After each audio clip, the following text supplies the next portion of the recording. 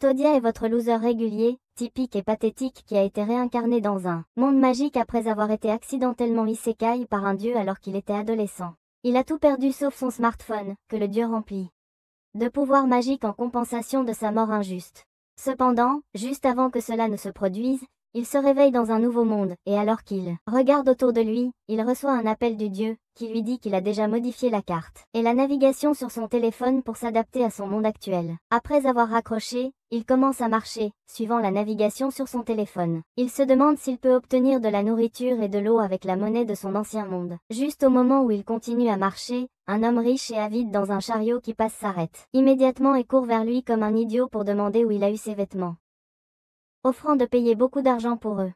Il emmène Todia dans sa maison de mode pour lui acheter de nouveaux vêtements pendant qu'il prend les vêtements uniques de Todia. Il paye également en pièces d'or en échange, et alors que Todia se prépare à partir, il demande à l'homme riche l'auberge la plus proche, après quoi l'homme décrit comment se rendre à l'auberge de la lune d'argent. Alors qu'il essaie de trouver son chemin, il entend deux hommes dégoûtants essayer de harceler deux filles qui venaient de leur vendre un artefact précieux, en payant moins que l'accord initial.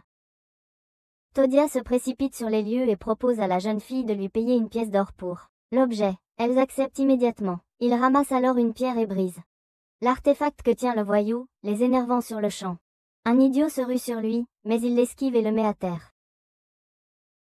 Après les avoir battus, il offre la pièce d'or aux filles, qui se présentent comme des jumelles, Elzen et Lens. Elles réalisent rapidement qu'il est étranger, et il leur dit qu'il cherche l'auberge de la lune d'argent, qui se trouve être précisément là où elle réside. Après s'être enregistrées plus tard à l'auberge, les filles discutent de la possibilité de ne prendre des emplois que par l'intermédiaire de la guilde, à cause du problème qu'elles ont rencontré lors de leur dernière mission, et en entendant cela, Todia se demande ce que c'était et déclare immédiatement qu'il aimerait les rejoindre. Le lendemain, à la guilde, il vérifie le tableau d'affichage pour les missions disponibles, mais Todia ne peut lire aucun des écrits, surprenant les deux filles. Il décide rapidement de la mission à entreprendre, et Todia est enregistré en tant que membre de la guilde et reçoit une arme. Il part immédiatement pour la mission et affronte les monstres sans sourciller. Après leur retour, Todia, qui avait vu les filles utiliser la magie pendant la mission, leur dit de lui apprendre à lire et à écrire et aussi à manier la magie. Ils sont surpris d'entendre cela et demandent s'il a des aptitudes pour la magie, indiquant qu'aucun individu ne peut utiliser de magie sans d'abord avoir l'aptitude pour cela. Il ne comprend pas la merde qu'ils me disent mais répond qu'il ne sait pas, mais qu'il aura bientôt les aptitudes puisque qu'un vieux homme lui a déjà donné son approbation pour l'utilisation de la magie. Il demande alors comment savoir s'il a une aptitude pour la magie. Alors Lynn se sort quelques pierres magiques et commence avec l'une d'elles, qui teste l'aptitude à l'eau. Todia le teste aussi et, à sa grande surprise, invoque aussi de l'eau. Ils sortent, et alors qu'il teste toutes les pierres magiques, les filles sont choquées qu'il puisse utiliser les 6 éléments. Et Lynn se demande qui il est, car elle ne peut utiliser que 3, ce qui est déjà un exploit très rare. Il essaie bientôt la pierre magique nulle, qui aide les utilisateurs à utiliser toute magie personnelle qui leur est propre. Et quand les filles lui parlent du sort de portail, qui aide à la transport entre les emplacements en créant un portail, Todia essaye, et l'active avec succès, les choquant. Ils retournent plus tard à l'auberge, où quelques dames viennent leur demander des suggestions sur ce qu'ajouter au menu du restaurant que les femmes apprécieraient. Et Todia suggère de la glace, ce dont ils n'ont jamais entendu parler auparavant. Il vérifie son téléphone, leur donne la recette et se met à produire de la crème, qu'il leur fait ensuite goûter. Et il réalise que sa crème est quelque chose que les femmes apprécieront certainement. Suite à cela, Todia et les filles prennent la mission de livrer une lettre à la capitale royale. Et en chemin, ils voient un groupe de personnes rassemblées à un endroit particulier et décident de vérifier ce qui se passe. En s'approchant de la scène, ils voient une bande d'hommes laids essayant d'attaquer une dame vêtue de vêtements de samouraï. Le premier idiot l'attaque, mais il ne frappe que l'air avant d'être mis KO d'un coup. Elle commence à donner des leçons de morale aux idiots, surprenant Todia et ses amis, qui sont amusés par sa technique de combat en jujitsu. Cependant, sa force s'amenuise soudainement parce qu'elle a faim, et alors qu'un des gars essaie de la frapper, Todia active immédiatement la magie de la terre et l'entrave avec de la poussière avant de donner un coup de pied. Les autres filles se joignent également immédiatement pour s'en prendre aux idiots, et après, elles s'enfuient rapidement pour éviter d'être attrapées par les gardes. La dame se présente bientôt comme Yeya, et alors qu'elle, en discutant avec eux, son ventre émet des bruits de gargouillement. Ils se dirigent vers le restaurant, où elle s'embarrasse en mangeant comme une gloutonne. Et pendant qu'ils discutent tous, Todia s'en fiche complètement car son pauvre cul s'inquiète seulement que ce fils de pute soit sur le point de dépenser toutes ses économies. Après cela, ils poursuivent tout leur voyage vers la capitale royale avec Yeya, qui les accompagne aussi, puisqu'elle se rendait là-bas initialement, et en chemin. Todia parcourt un livre de magie, listant les différentes façons d'utiliser la magie nulle. Après avoir parcouru quelques sorts inutiles, il tombe sur un sort qui peut être utilisé pour attirer des objets lointains dans sa main. Il le pratique immédiatement et réussit à tirer le foulard de Yeya dans sa main. En voyant cela, Els et Linz l'avertissent de ne pas l'utiliser pour voler et faire les poches. Et il leur dit immédiatement qu'il ne pensait même pas à ça, mais qu'il pensait plutôt qu'il pourrait l'utiliser pour attirer leurs sous-vêtements vers lui, les effrayant. Après un moment, il perçoit l'odeur du sang de loin, et il se dirige immédiatement vers là-bas. En atteignant l'endroit, il voit des hommes lézards et un homme vêtu d'une cape attaquant des gens, alors ils interviennent immédiatement pour les sauver. Après avoir battu quelques lézards, d'autres apparaissent soudainement, et Lynn se réalise que l'homme utilise la magie d'invocation pour invoquer les hommes lézards, alors Todia active la fente de la magie nulle, ce qui le fait immédiatement tomber. L'en capturant ainsi, les personnes sauvées commencent à les apprécier, et pendant qu'ils parlent, une fille appelle soudainement à l'aide en criant, et il se précipite immédiatement, pour découvrir qu'un homme nommé Lee est gravement blessé par une flèche et est presque mourant. Todia demande à Linz si elle peut le soigner, mais elle répond qu'elle ne peut pas car la flèche est logée dans son corps, et même si elle essaie de guérir sa blessure, la flèche sera toujours là. Todia pense à une solution et active immédiatement la magie qu'il a apprise plus tôt, tirant soudainement la flèche dans sa main. Il active ensuite la magie de guérison, qui guérit instantanément Libman complètement. Linz le remercie et se présente comme le majordome de la famille du duc, et la fille comme Sachi, la nièce du roi. En entendant cela, Els, Linz et Guy s'inclinent immédiatement. Ce qui fait se demander à Todia ce qu'ils font, mais on lui dit qu'ils se tiennent devant une famille royale. Linz demande à Todia de les accompagner, lui confiant leur protection. Et il accepte puisque lui et les filles se dirigent également vers la capitale royale.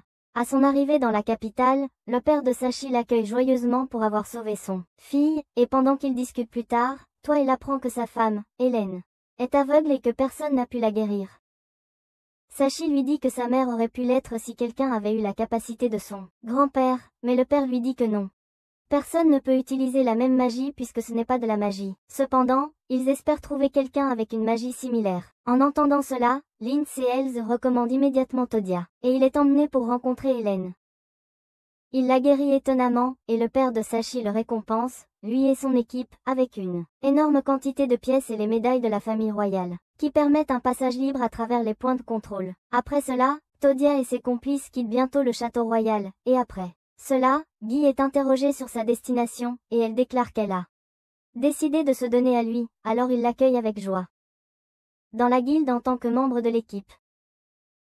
Suite à cela, il se promène dans la capitale royale, et en observant les différentes espèces d'êtres autour, les demi-humains, ils aperçoivent une fille qui semble perdue, alors ils décident de l'approcher. Ils réalisent bientôt qu'elle n'est qu'une idiote qui a perdu son chemin et s'est séparée de ses compagnons, alors Todia propose de la guider en utilisant son smartphone. Plus tard, il retrouve sa sœur, qui leur témoigne sa gratitude pour avoir pris soin de sa sœur. Les deux groupes se séparent, et Todia retourne à l'auberge avec ses filles.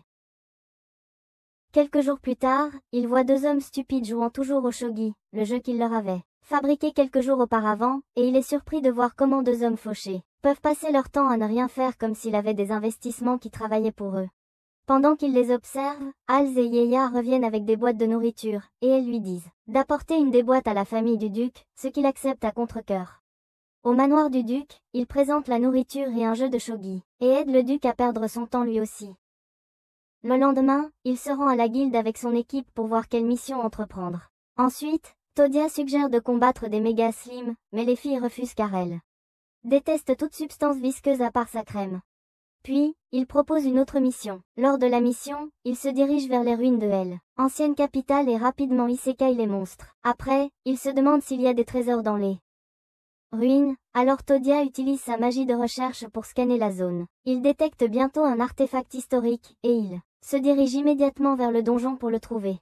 En chemin, il tombe sur un étrange ancien script magique qu'ils ne peuvent pas comprendre, et Todia décide d'en prendre une photo. Il découvre soudainement une pierre de sort terrestre, et Todia est prié de l'activer en y faisant passer un peu de mana.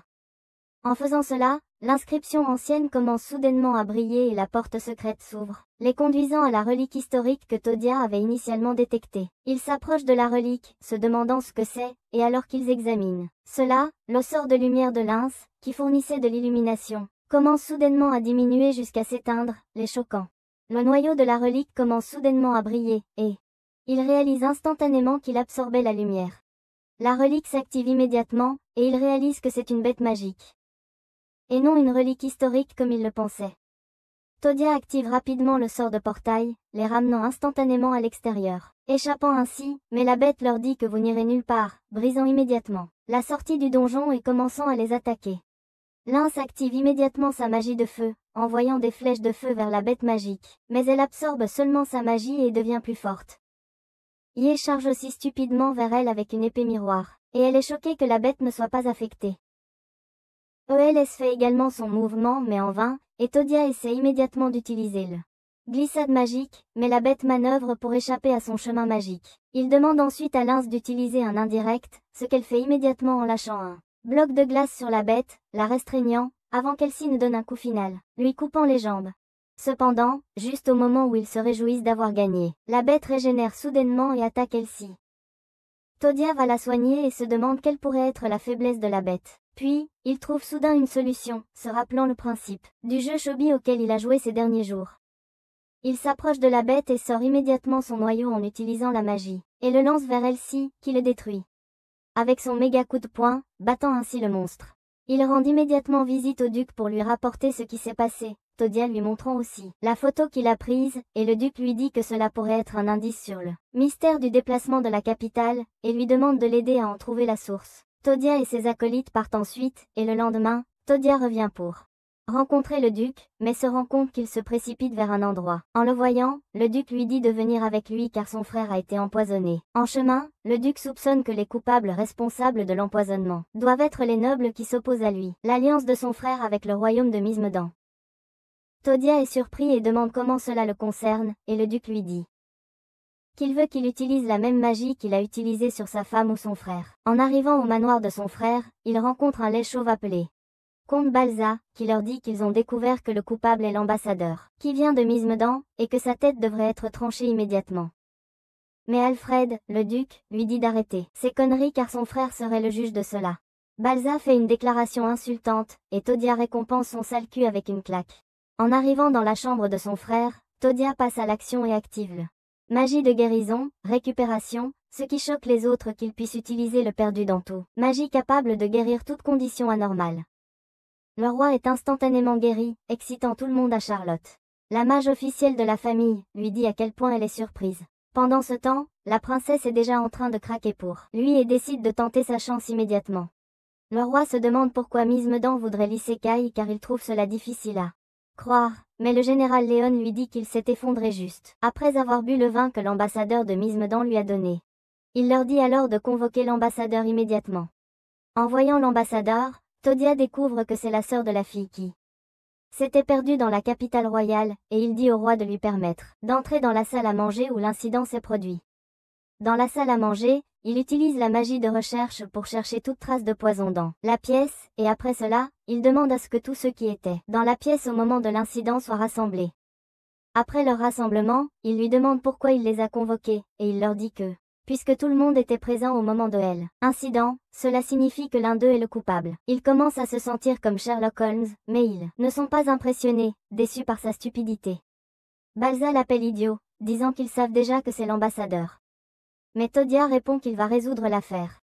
Il sort une bouteille de vin, en verse dans un verre, et l'offre ensuite au général Léon à boire pour prouver que le vin n'est pas empoisonné. Puis il verse à nouveau du vin dans le verre du roi et le donne au comte Balza à boire, mais il devient effrayé. Cependant, Todia le rassure que le général Léon vient de prouver qu'il n'y a pas de problème avec le vin. Balza continue à avoir peur même de cela, mais il est forcé de le boire quand même, et il commence immédiatement à agir comme s'il avait été empoisonné. Todia déclare choquant qu'il a déjà essuyé le poison du verre et demande pourquoi il agit encore comme ça. Balza est choqué, et Todia explique à tout le monde que le verre du roi avait été empoisonné. En réalisant qu'il a été démasqué, Balza essaie de s'échapper, mais Todia le fait se recoucher au sol. Yumena, la princesse, est encore plus attirée par lui, et plus tard elle dit à ses parents qu'elle aimerait épouser Toya, ce qui le choque. Le roi accepte, mais Toya s'oppose immédiatement, disant qu'ils ne savent encore rien à son sujet. Cependant, la reine lui dit de ne pas s'inquiéter car Yumena possède des yeux mystiques, d'intuition, qui peuvent voir le caractère des gens. Toya dit alors qu'ils sont trop jeunes pour se marier, car son pays n'autorise le mariage que pour les garçons à partir de 18 ans et 16 ans pour les filles. Cependant, le roi leur dit d'attendre encore 2 ans pour apprendre à se connaître jusqu'à ce que Toya ait 18 ans, et s'il ne pense toujours pas qu'il peut l'épouser, alors cela sera annulé. Suite à cela, Yumena rejoint l'équipe de la guilde de Toya, et ils partent pour leur première mission. Alors qu'ils marchent à travers une forêt, Yumena leur dit qu'elle a un diplôme en art avec une spécialisation en tir à l'arc et magie, et elle démontre immédiatement la magie noire, en invoquant des loups laids et malnutrices, les choquant. Les loups sont envoyés dans la forêt pour chercher des monstres, et après un moment, ils reviennent, échappant à d'énormes monstres ressemblant à des gorilles. Toya et les autres commencent immédiatement à les combattre. Après les avoir écartés, Yumena commence à enseigner à Toya comment utiliser la magie d'invocation. Il invoque le niveau le plus élevé de la bête magique, comme monarque, et l'appelle Kohaku. Kohaku demande la permission d'être à ses côtés en tout temps, mais Toya répond que il est hors de question qu'il se promène avec un tigre aussi énorme, et Kohaku immédiatement se transforme en un petit chat, que les filles trouvent mignon. Lors de leur prochaine mission, elles doivent enquêter sur le château d'un chercheur de Slon. Mais les filles sont tristes à l'idée qu'elles vont devoir affronter des slims qui ont déjà fondu leurs vêtements. En arrivant au château, Toya reçoit un accueil joyeux avec un coup sur la tête de l'un des slims, choquant les filles car elles ont déjà été témoins d'un tel type de slime auparavant. Elles entrent à l'intérieur pour vérifier les documents du chercheur à la recherche d'informations utiles. Et après cela, elles explorent une autre partie du château, où elles rencontrent des slims verts. L'un essaie immédiatement de les brûler avec sa magie du feu, mais Toya l'en empêche, craignant qu'elle n'incendie tout le bâtiment, si bien que Kohaku se transforme instantanément, et libère un souffle puissant, qui chasse les slims. Cependant, les slims verts commencent immédiatement à s'approcher à nouveau, les poussant à fuir au 2e étage. Ils découvrent bientôt que les slims verts ne s'approchent pas, ce qui leur fait réaliser qu'ils marquent des territoires. Soudain, les escaliers deviennent glissants, et ils découvrent que les slims de lotion, au 2e étage, qui secrètent des fluides lubrifiants, chaque fois qu'ils sentent que des humains sont la cause. Elles glissent toutes des escaliers sauf Toya, que Kohaku sauve, et les slims verts commencent à peloter les filles, faisant fondre leurs vêtements. Toya les sauve rapidement en utilisant le sort de portail, et après cela, ils se dirigent vers le prochain étage, où ils tombent sur quelques statues. Toya observe un léger mouvement des formes sur les statues féminines, et décide de vérifier. Lorsqu'il touche les formes, il découvre qu'elles sont vraiment douces, et 2 slims tombent immédiatement, leur faisant réaliser qu'il s'agit de slim bustes qui ont été créés pour imiter les formes des femmes, et également pour compenser celles qui sont très petites. Les slim bustes voient Yumena et sautent immédiatement sur elle parce qu'elle a vraiment de petites formes, la rendant en colère alors qu'elle déclare qu'elle est en train de grandir. Après cela, ils atteignent la chambre du chercheur et voient un squelette mort, qui est apparemment celui du chercheur. Alors qu'ils observent la pièce, des limaces apparaissent immédiatement, et se transforment en figures féminines nues, les choquant. Les filles bloquent immédiatement les yeux de Toya pour qu'ils ne voient pas le mal, et après, tout le château est brûlé alors que Toya raisonne que tout le travail des chercheurs sur les limaces était pour qu'ils puissent avoir accès à un harem de belles femmes nues. Ils retournent tous en ville, et un matin, Linz revient avec un rouleau magique de la boutique d'antiquité parce qu'elle veut apprendre un nouveau sort.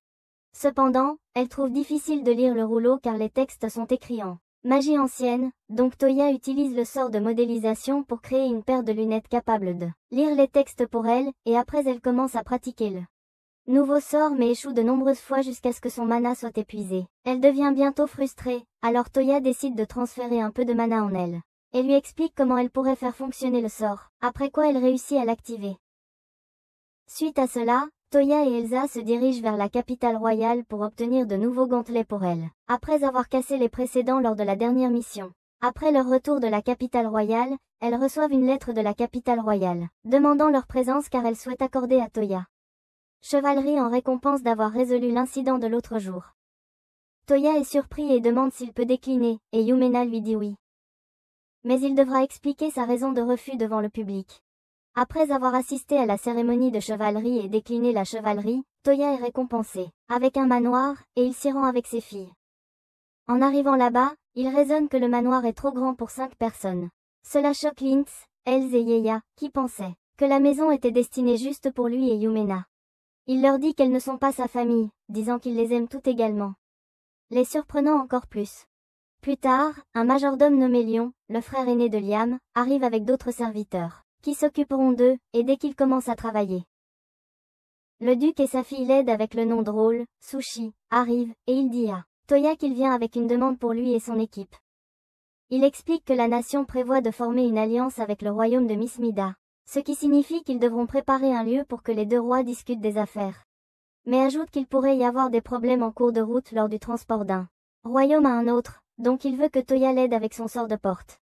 Cependant, Toya répond qu'il ne peut utiliser la porte que pour aller dans des endroits où il est déjà allé avant, donc le duc lui dit qu'il a besoin de lui pour voyager vers Miss Mida. Toya et son équipe rejoignent les personnes retournant à Miss Mida, et alors qu'ils campent dans une forêt. Cette nuit-là, ils reçoivent un rapport selon lequel des bandits prévoient une attaque. Toya utilise donc immédiatement son smartphone pour vérifier leur position avant d'activer un sort de paralysie qui les paralyse tous instantanément directement depuis son téléphone.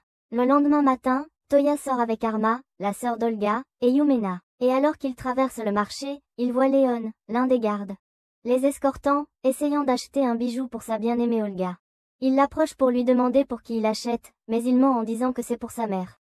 Cependant, Toya demande intelligemment à Arma quel type de bijou sa sœur pourrait aimer, afin que Léon sache quoi acheter. Suite à cela, alors qu'ils visitent la ville, Kohaka et Toya perçoivent soudainement que ils sont observés, alors Toya décide de rester vigilant. Ils poursuivent bientôt leur voyage, et plus tard dans la nuit, alors qu'ils campent dans une forêt, ils remarquent que les animaux de la forêt se comportent comme s'ils fuyaient quelque chose.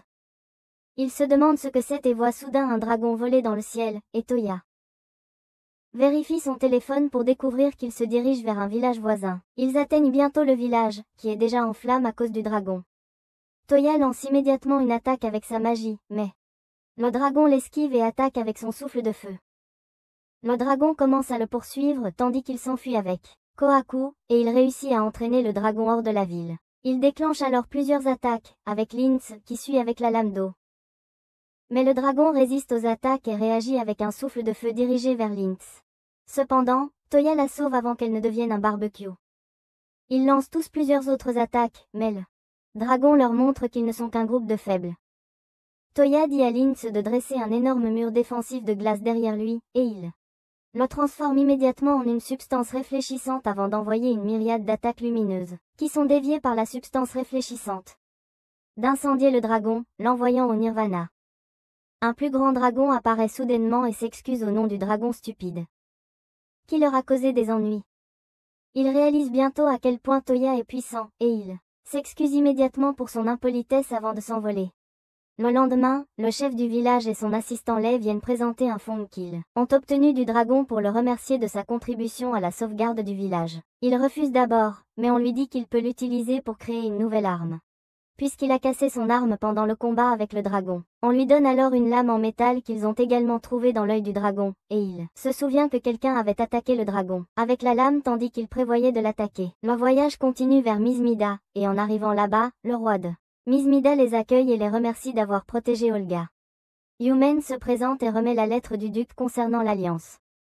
En apprenant que c'était Toya qui avait vaincu le dragon, le roi le défie en duel, disant que cela faisait un moment qu'il n'avait pas affronté un combattant fort. Avant que le duel ne commence, l'un des subordonnés du roi implore Toya de donner un peu de leçon à son roi, le surprenant. Dès que le duel commence, Toya active la magie de glissement, ce qui provoque instantanément le roi tombe au sol, perdant ainsi le combat avant même qu'il ne commence.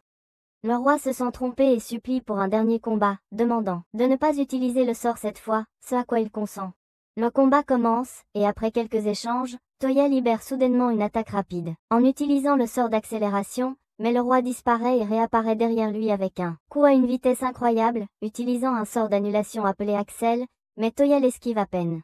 Il est choqué par la magie d'annulation du roi et lui demande des explications, après quoi le roi explique comment cela fonctionne, si bien que Toya utilise instantanément le même sort, choquant le roi. Ensuite, ils commencent tous deux à se battre à des vitesses incroyables, invisibles à l'œil nu. Après quelques échanges, Toya finit par faire échec et mat le roi, forçant le roi à accepter sa défaite. Plus tard dans la nuit, lors d'un banquet au palais, Toya s'isole après avoir été épuisé par avoir pris trop de photos avec son smartphone, et alors qu'il se repose. Une peluche s'approche de lui, l'appelant à le suivre. Il suit l'ours en peluche jusqu'à une pièce et rencontre une dame qui se présente comme Lynn, l'ancienne des fées, et qu'elle a plus de 600 ans, ce qui le choque. Il demande si l'ours en peluche, qu'elle a nommé Paula, est une bête sous monnaie, et elle lui dit non, en disant que c'est la magie nulle, un programme qui est en effet. Elle explique en outre que la magie permet à un utilisateur d'entrer certaines commandes dans un objet inanimé et de le faire fonctionner. Elle lui montre alors une démonstration, après quoi il décide de l'essayer aussi. Et il l'active sans effort, choquant Lynn, qui loue alors son talent magique. Le lendemain matin, Toya pense à une idée basée sur le sort qu'il vient d'apprendre. Alors il sort immédiatement pour essayer quelque chose, mais en chemin, il rencontre Yumina et Lynx, qui décident de le suivre. En atteignant un endroit isolé, il prend la dent de dragon qu'on lui a donnée. Et, en utilisant une combinaison de sorts magiques, il crée un pistolet qui peut aussi faire fonctionner comme une épée, et il y introduit un peu de programmation. Les filles adorent et demandent le leur aussi, qu'il leur fabrique instantanément.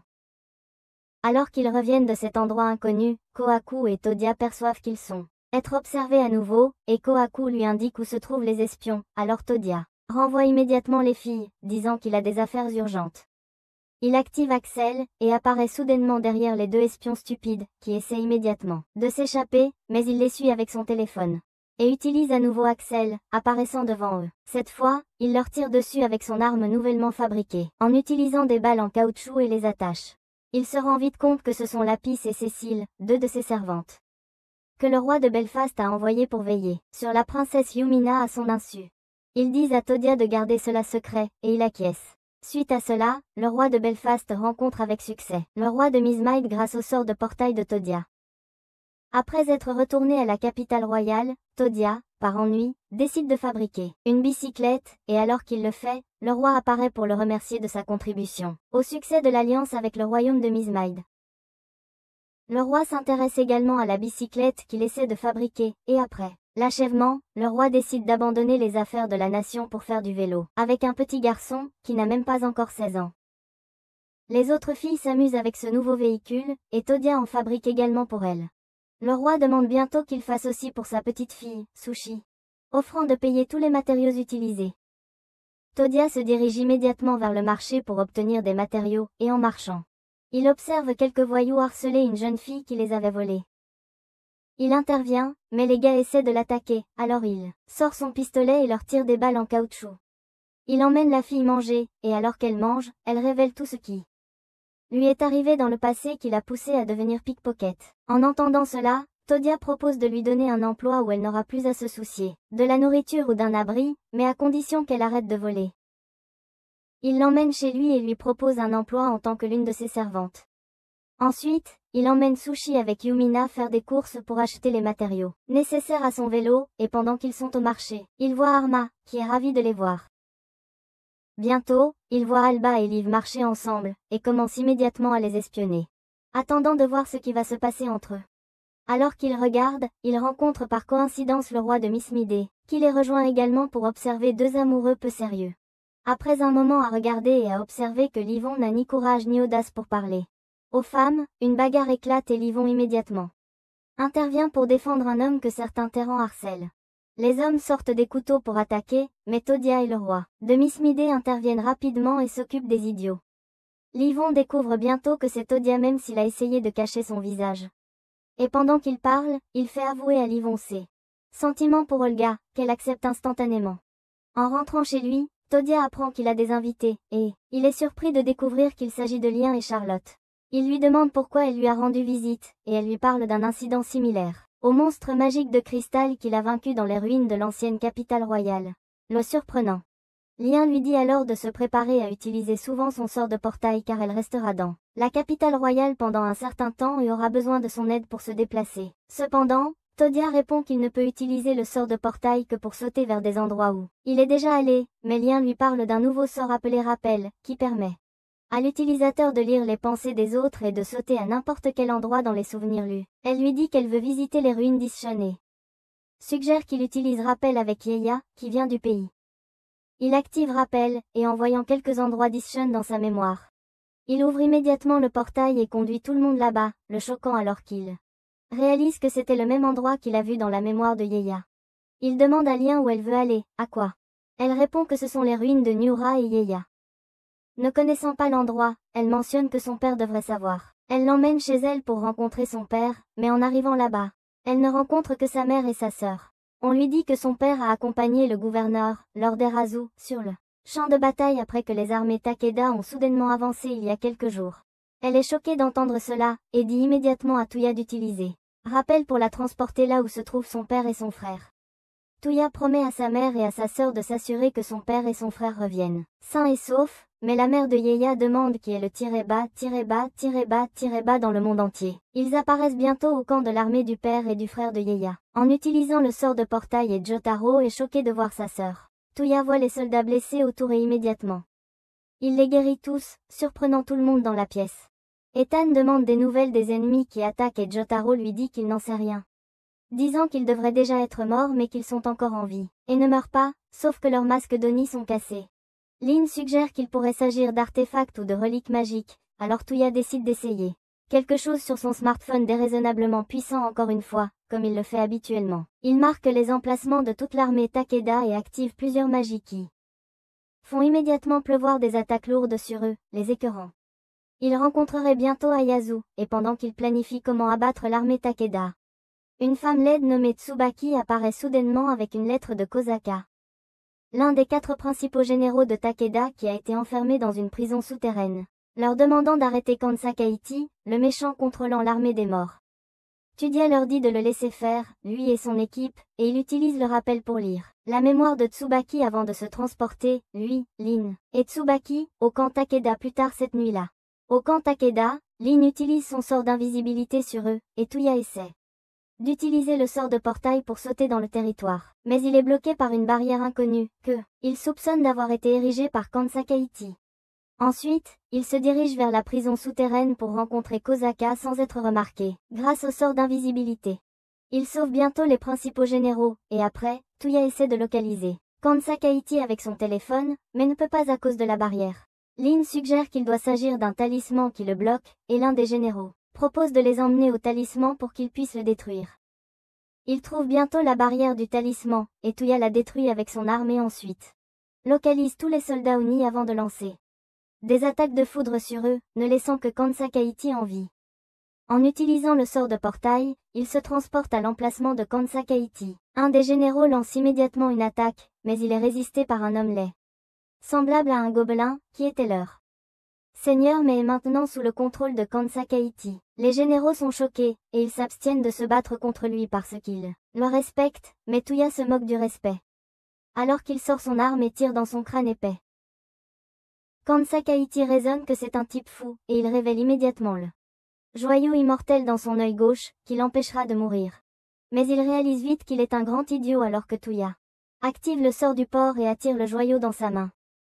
Le joyau est bientôt détruit, disloquant Kansakaiti instantanément. Le lendemain matin, Kusaka dit à Tuya que les ruines de Nura qu'il cherche se trouvent au fond de la mer, le surprenant, puis il utilise le rappel pour lire la mémoire de Kusaka, après quoi il s'y rend avec son équipe. En voyant que c'est un endroit cool pour une fête suspecte, il va appeler le duc et le roi, qui n'ont rien d'autre à faire que de perdre du temps, afin qu'ils puissent passer du bon temps ensemble.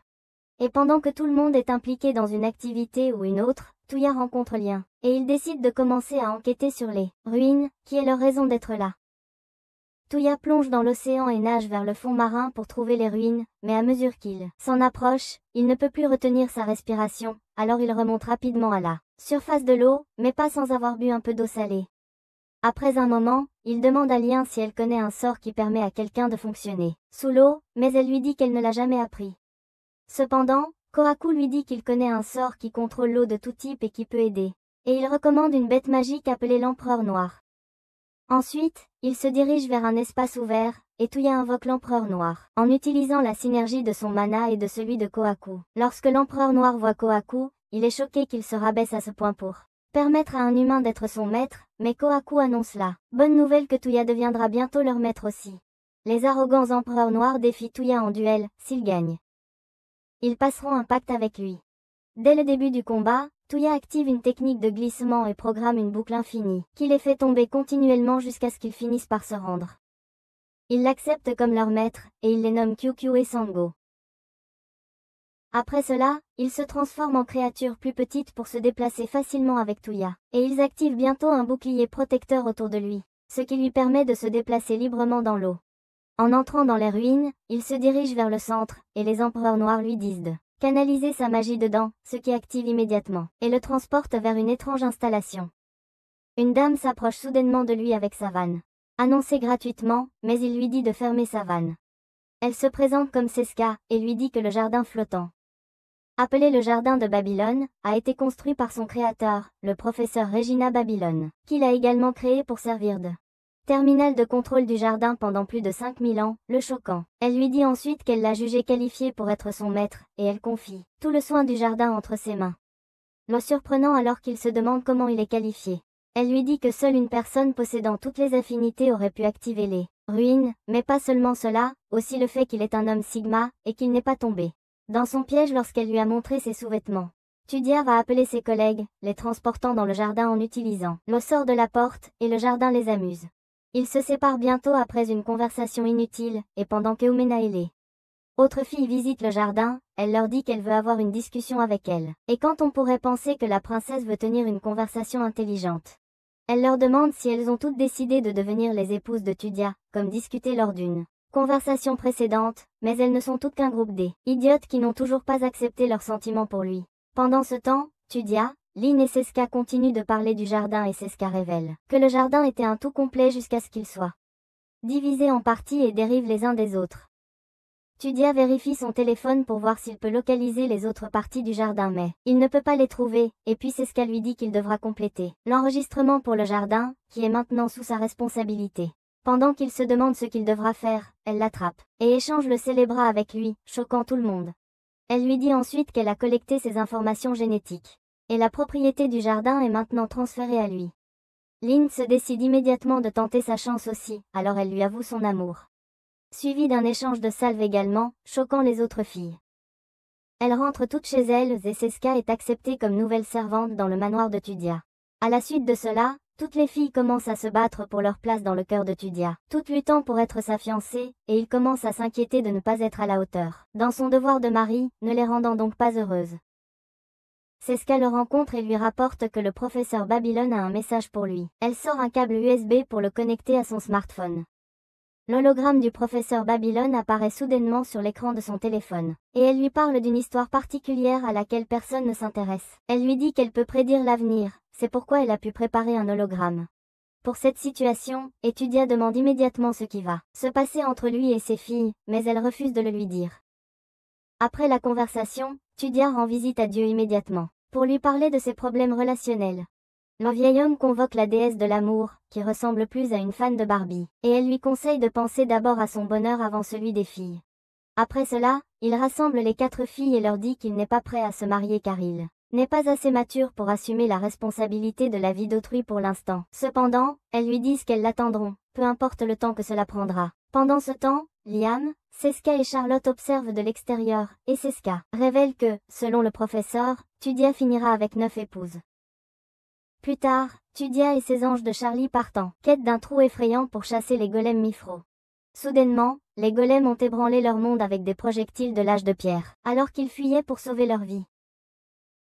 Yei a lancé une attaque avec son épée mais s'est retrouvée avec une épée en moins à cause du corps dur du golem.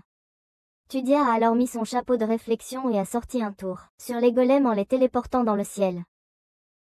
Ensuite, il a découvert où les faire tomber en utilisant son téléphone et le groupe a regardé les golems tomber du ciel comme des dons célestes.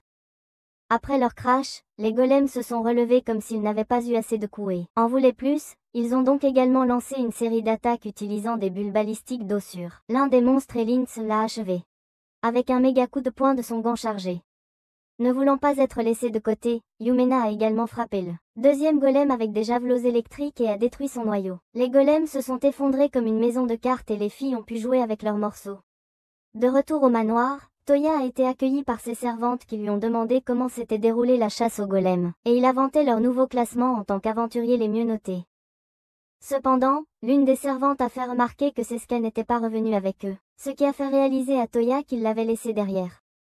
Lorsque Seska est revenue, Toya a expliqué qu'il ne l'avait pas abandonnée intentionnellement, mais elle n'en avait rien à faire et faisait semblant de ne pas être dérangée. Cependant, elle a exigé que Toya lui achète des sous-vêtements coquins, en guise de prix pour son pardon, faisant paniquer Toya. Après avoir joué avec le stress de Toya, elle est partie, comme si de rien n'était et l'a laissé prendre le thé avec Lin. Après le départ de Seska, Toya et Lin ont parlé de combien elle était une garce et ont aussi discuté de s'ils devaient trouver les cercles de téléportation vers les Babylones restantes. Lin était déçu de Toya pour son désintérêt pour la technologie ancienne et pour être un tête de bois sans rêve. Cependant, il a promis de l'aider à trouver des cercles de téléportation quand elle en saura plus à leur sujet. Après leur échange verbal, Toya a reçu un appel de Dieu, après quoi il s'est caché et s'est téléporté au paradis. Là, Toya a rejoint Dieu et sa petite amie circonstancielle à une table où ils ont discuté autour de quelques collations et boissons. Dieu l'avait appelé pour demander comment il se débrouillait dans le nouveau monde avec son smartphone. Surpuissant, mais la déesse de l'amour était plus intéressée par ses affaires avec les dames. Elle a insisté pour qu'il intensifie la romance puisqu'il avait donné des bagues à ses fiancés. Cependant, Toya a été assez surpris de découvrir que Dieu et la déesse n'avaient rien mieux à faire de leur temps puisqu'elle les observait depuis le début. Pendant ce temps, les dames prenaient un bain ensemble et parlaient de la douceur de se sentir dotées de bagues enchantées avec des capacités incroyables. Cependant, Yumena et Elze faisaient remarquer que leur fiancé était un tendre au fond et pouvait être manipulé comme un jeu vidéo en mode facile. À cause de cela, elles décidèrent de devenir fortes et de soutenir Toya de toutes les manières possibles. Plus tard, Toya sortit avec Yari pour remplacer son épée brisée par de l'or mithril. En partant, elles remercièrent Toya et exprimèrent leur espoir d'être plus utile pour lui. Mais Toya continua sa route comme l'imbécile non romantique qu'il était, laissant Yari derrière. Elle l'a alors tiré en arrière pour poser la question « Et maintenant, quoi ?» et a obtenu une réponse vague. Elle a ensuite dit à Toya qu'elle aimerait passer plus de temps intime avec lui, et qu'elle aimerait aussi le montrer en public. Toya a pris sa main alors qu'il marchait, pour prouver qu'il ne la détestait pas, lui mettant le feu aux joues. Le lendemain, Toya est allée avec Yumena rendre visite à ses parents à Belfast, où ils ont annoncé leur intention de se marier. Pendant que la reine donnait à Yumena ses conseils maternels sur comment garder un mari, le roi conseillait Toya sur comment applaudir 4 dames et être bon à ça. Cependant, Toya ne prévoyait pas de se marier avant d'avoir l'âge légal. Puis le roi leur demanda de se mettre au travail pour faire des bébés dès qu'il le pouvait, mais il reçut un coup au ventre de Yumena, qui se sentait gênée devant son crush. Ensuite, la reine s'excusa au nom du roi et donna à Toya un avertissement sur le rival Rishi, s'il n'avait pas d'accomplissement connu. Leur discussion fut interrompue par Su, la sœur de Yumena, qui était ravie de la revoir après longtemps. Après leur voyage à Belfast, Toya et Yumena se téléportèrent de retour à son manoir. Puis Toya demanda à Yumena si leur mariage ferait de lui un roi, mais elle lui dit qu'elle ne pouvait l'éviter que si elle avait un frère ou un cousin masculin. Toya a alors considéré les conseils qu'il avait reçus de la reine de Belfast et a pensé à ce qu'il pouvait faire pour marquer un accomplissement. Plus tard, Toya a visité le Silver Moon Inn et on lui a dit que l'affaire avait ralenti. Il a pensé que ce serait une excellente occasion d'accomplir quelque chose. Alors il a mis son cerveau en marche et a compris qu'il n'y avait pas de lieu touristique dans la ville. Il a ensuite sorti son super téléphone et construit un bain de source chaude pour attirer plus de clients à l'auberge. Après cela, il a appelé ses fiancés et quelques vieux hommes pour essayer le bain. Pendant que Toya appréciait son bain chaud, ses petites amies se sont mises à se déshabiller et à avouer pourquoi chacune d'elles était tombée amoureuse de lui. Pendant que les filles poursuivaient leurs aveux amoureux, Seska demanda à Toya, depuis la section féminine, s'il aimerait un massage du dos, mais il refusa. Désireuse de montrer ses talents de Gojoka à Toya, Seska essaya de grimper la séparation pour rejoindre la section masculine, mais elle fut soudainement frappée par un sort paralysant que Toya avait lancé pour empêcher les regards indiscrets. Seska retomba alors dans le bain tandis que Toya conseillait à tous de garder leur éducation et leur comportement sous contrôle, choquant les autres. Pendant que Toya se relaxait et appréciait son bain, Lien entra soudainement dans le bain des hommes et annonce qu'elle a trouvé une ruine de Babylone. Plus tard, Toya et ses vengeurs en traîneau se dirigèrent vers le désert, où Lien affirmait que la ruine de Babylone se trouvait. Elle confirma l'emplacement exact et annonça qu'il se dirigeait vers le royaume de Sandora, où les ruines se trouvent sous les sables. Cependant, Toya n'était pas intéressée, et Lien lui rappela qu'il devait encore la dédommager de l'avoir laissée derrière. Son stratagème a fonctionné comme par magie, car Toya accepta immédiatement d'explorer les ruines, pour éviter d'autres discussions sur de la lingerie coquine avec Seska et les autres dames qui s'étaient soudainement intéressées à ce dont il parlait. Alors que Toya réfléchissait à ce qui l'attendait, son attention fut soudainement attirée par une phrase volant à travers le ciel du désert qui poursuivait des personnes encapuchonnées. Toya décida qu'il fallait faire quelque chose pour sauver les gens, alors ils se mirent en action et interceptèrent la phrase lorsqu'elle visa les personnes et lança une attaque contre elles. Elsa détourna soudainement l'attaque en utilisant une vague de vent provenant de son gant et sauva les gens. Après avoir mis les gens en sécurité, Toya téléporta Yae au sommet de la phrase où elle l'attaqua avec son épée nouvellement fabriquée, mais ne put infliger aucune dommage à la bête car sa peau était impénétrable. La phrase a fait tomber Yae de son dos, et elle a immédiatement appelé Toya à la rescousse avec son sort de portail. Après la rapide intervention de Toya, la phrase en colère a lancé une attaque contre Toya et ses Powerpuff Girls, mais elles se sont soudainement dispersées et ont échappé à l'attaque. Pendant que Toya se cachait et s'émerveillait de la puissance de l'attaque de la phrase, Aîné est soudainement apparu et a dit qu'il était venu parce qu'il avait perçu la présence de la phrase. Il a ensuite dit à Toya qu'il connaissait les phrases et lui a demandé de regarder et d'apprendre. Immédiatement, Aîné a sauté sur la phrase et elle s'est effondrée, comme un biscuit dans les mains d'un tout petit, surprenant Toya. Comme un élève de maternelle curieux, Toya a demandé comment il avait réussi à faire ça à Aîné. Expliquer qu'un peu de vibration dans Abracadabra à l'endroit approprié faisait le travail. Il a également expliqué que la barrière empêchant les phrases d'entrer dans leur monde était affaiblie, permettant aux phrases d'aller et venir, à leur guise, cherchant leur roi endormi. Ne souhaitant pas jouer à 20 questions avec Toya, Aîné est parti. Pendant qu'il donnait de l'eau à boire à leur sauvetage. Le chef des sauvetages était une aventurière qui s'est présentée sous le nom de Rebecca et a expliqué sa mission d'aider les esclaves à s'échapper. Les esclaves portaient tous des colliers magiques d'esclavage qui rendaient impossible pour eux de désobéir aux ordres et pourraient les tuer s'ils essayaient de l'enlever. Rebecca a expliqué que seul le maître des esclaves pouvait enlever les colliers et il était mort. Après cela, Toya a enlevé leurs colliers d'esclaves en utilisant son sort de soutien et a proposé de les ramener chez lui puisqu'il n'avait nulle part ailleurs où aller. Eumena s'est alors présentée comme la princesse de Belfast et les a invités à venir dans son pays. N'ayant pas beaucoup d'options, ils ont tous accepté l'offre et se sont inclinés devant elle. Peu après, Toya les téléporte tous dans son manoir à Belfast et décide d'accueillir les réfugiés. Alors qu'il retournait pour trouver les ruines de Babylone, Lynn demanda à Toya comment il connaissait Aîné et il expliqua qu'ils s'étaient rencontrés quand il était allé chercher les bagues de fiançailles. Toya avait aidé Aîné avec de l'argent quand il avait essayé de payer avec une pièce de 5000 ans, qui avait été rejetée au magasin du marchand. Il l'a également aidé à s'inscrire à la guilde pour l'aider à gagner de l'argent moderne. En se souvenant de sa première rencontre avec Aîné, Toya sortit la pièce de 5000 ans qu'il avait reçue d'Aîné et Seska l'identifia comme un argent du Parthénon qui n'était plus en usage.